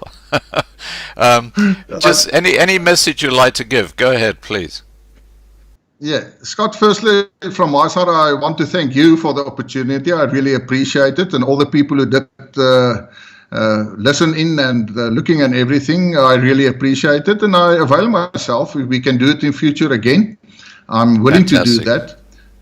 My message to the people is, There's only one solution for the Afrikaner people and minority groups in South Africa, and that is self-determination. We have to be on the playing field. I read quite a lot. I'm not a big supporter of Samuel Huntington, but Huntington, a political science, well-known international person, he wrote a piece and he said that in modern democracy, the minorities must be protected against the tyranny of the majority. In South Africa, we are experiencing the tyranny of the majority of the ANC towards the minorities, specifically the Afrikaner, the white people, and even the brown people. And we must also say to each other, in politics, it's not a 100-meter sprint. It is a marathon. You have to be tough, you have to be fit, and we will keep on running that marathon. Thank you. Fantastic. Alrighty, look, I'm going to wrap this up, guys. I know that Pieter's a busy man, and I really appreciate the time he spent with us. And thank you for saying that you'd like to come back again on the live stream in the future. And I'll certainly get Malina to get in touch with your team so we can organize that down the track. Or if something's happening in your party that you want to let the world know about, just contact Malina, and we'll happily host you and do that. So just be aware of that. To my moderators, and in particular Malina, fantastic job you've done.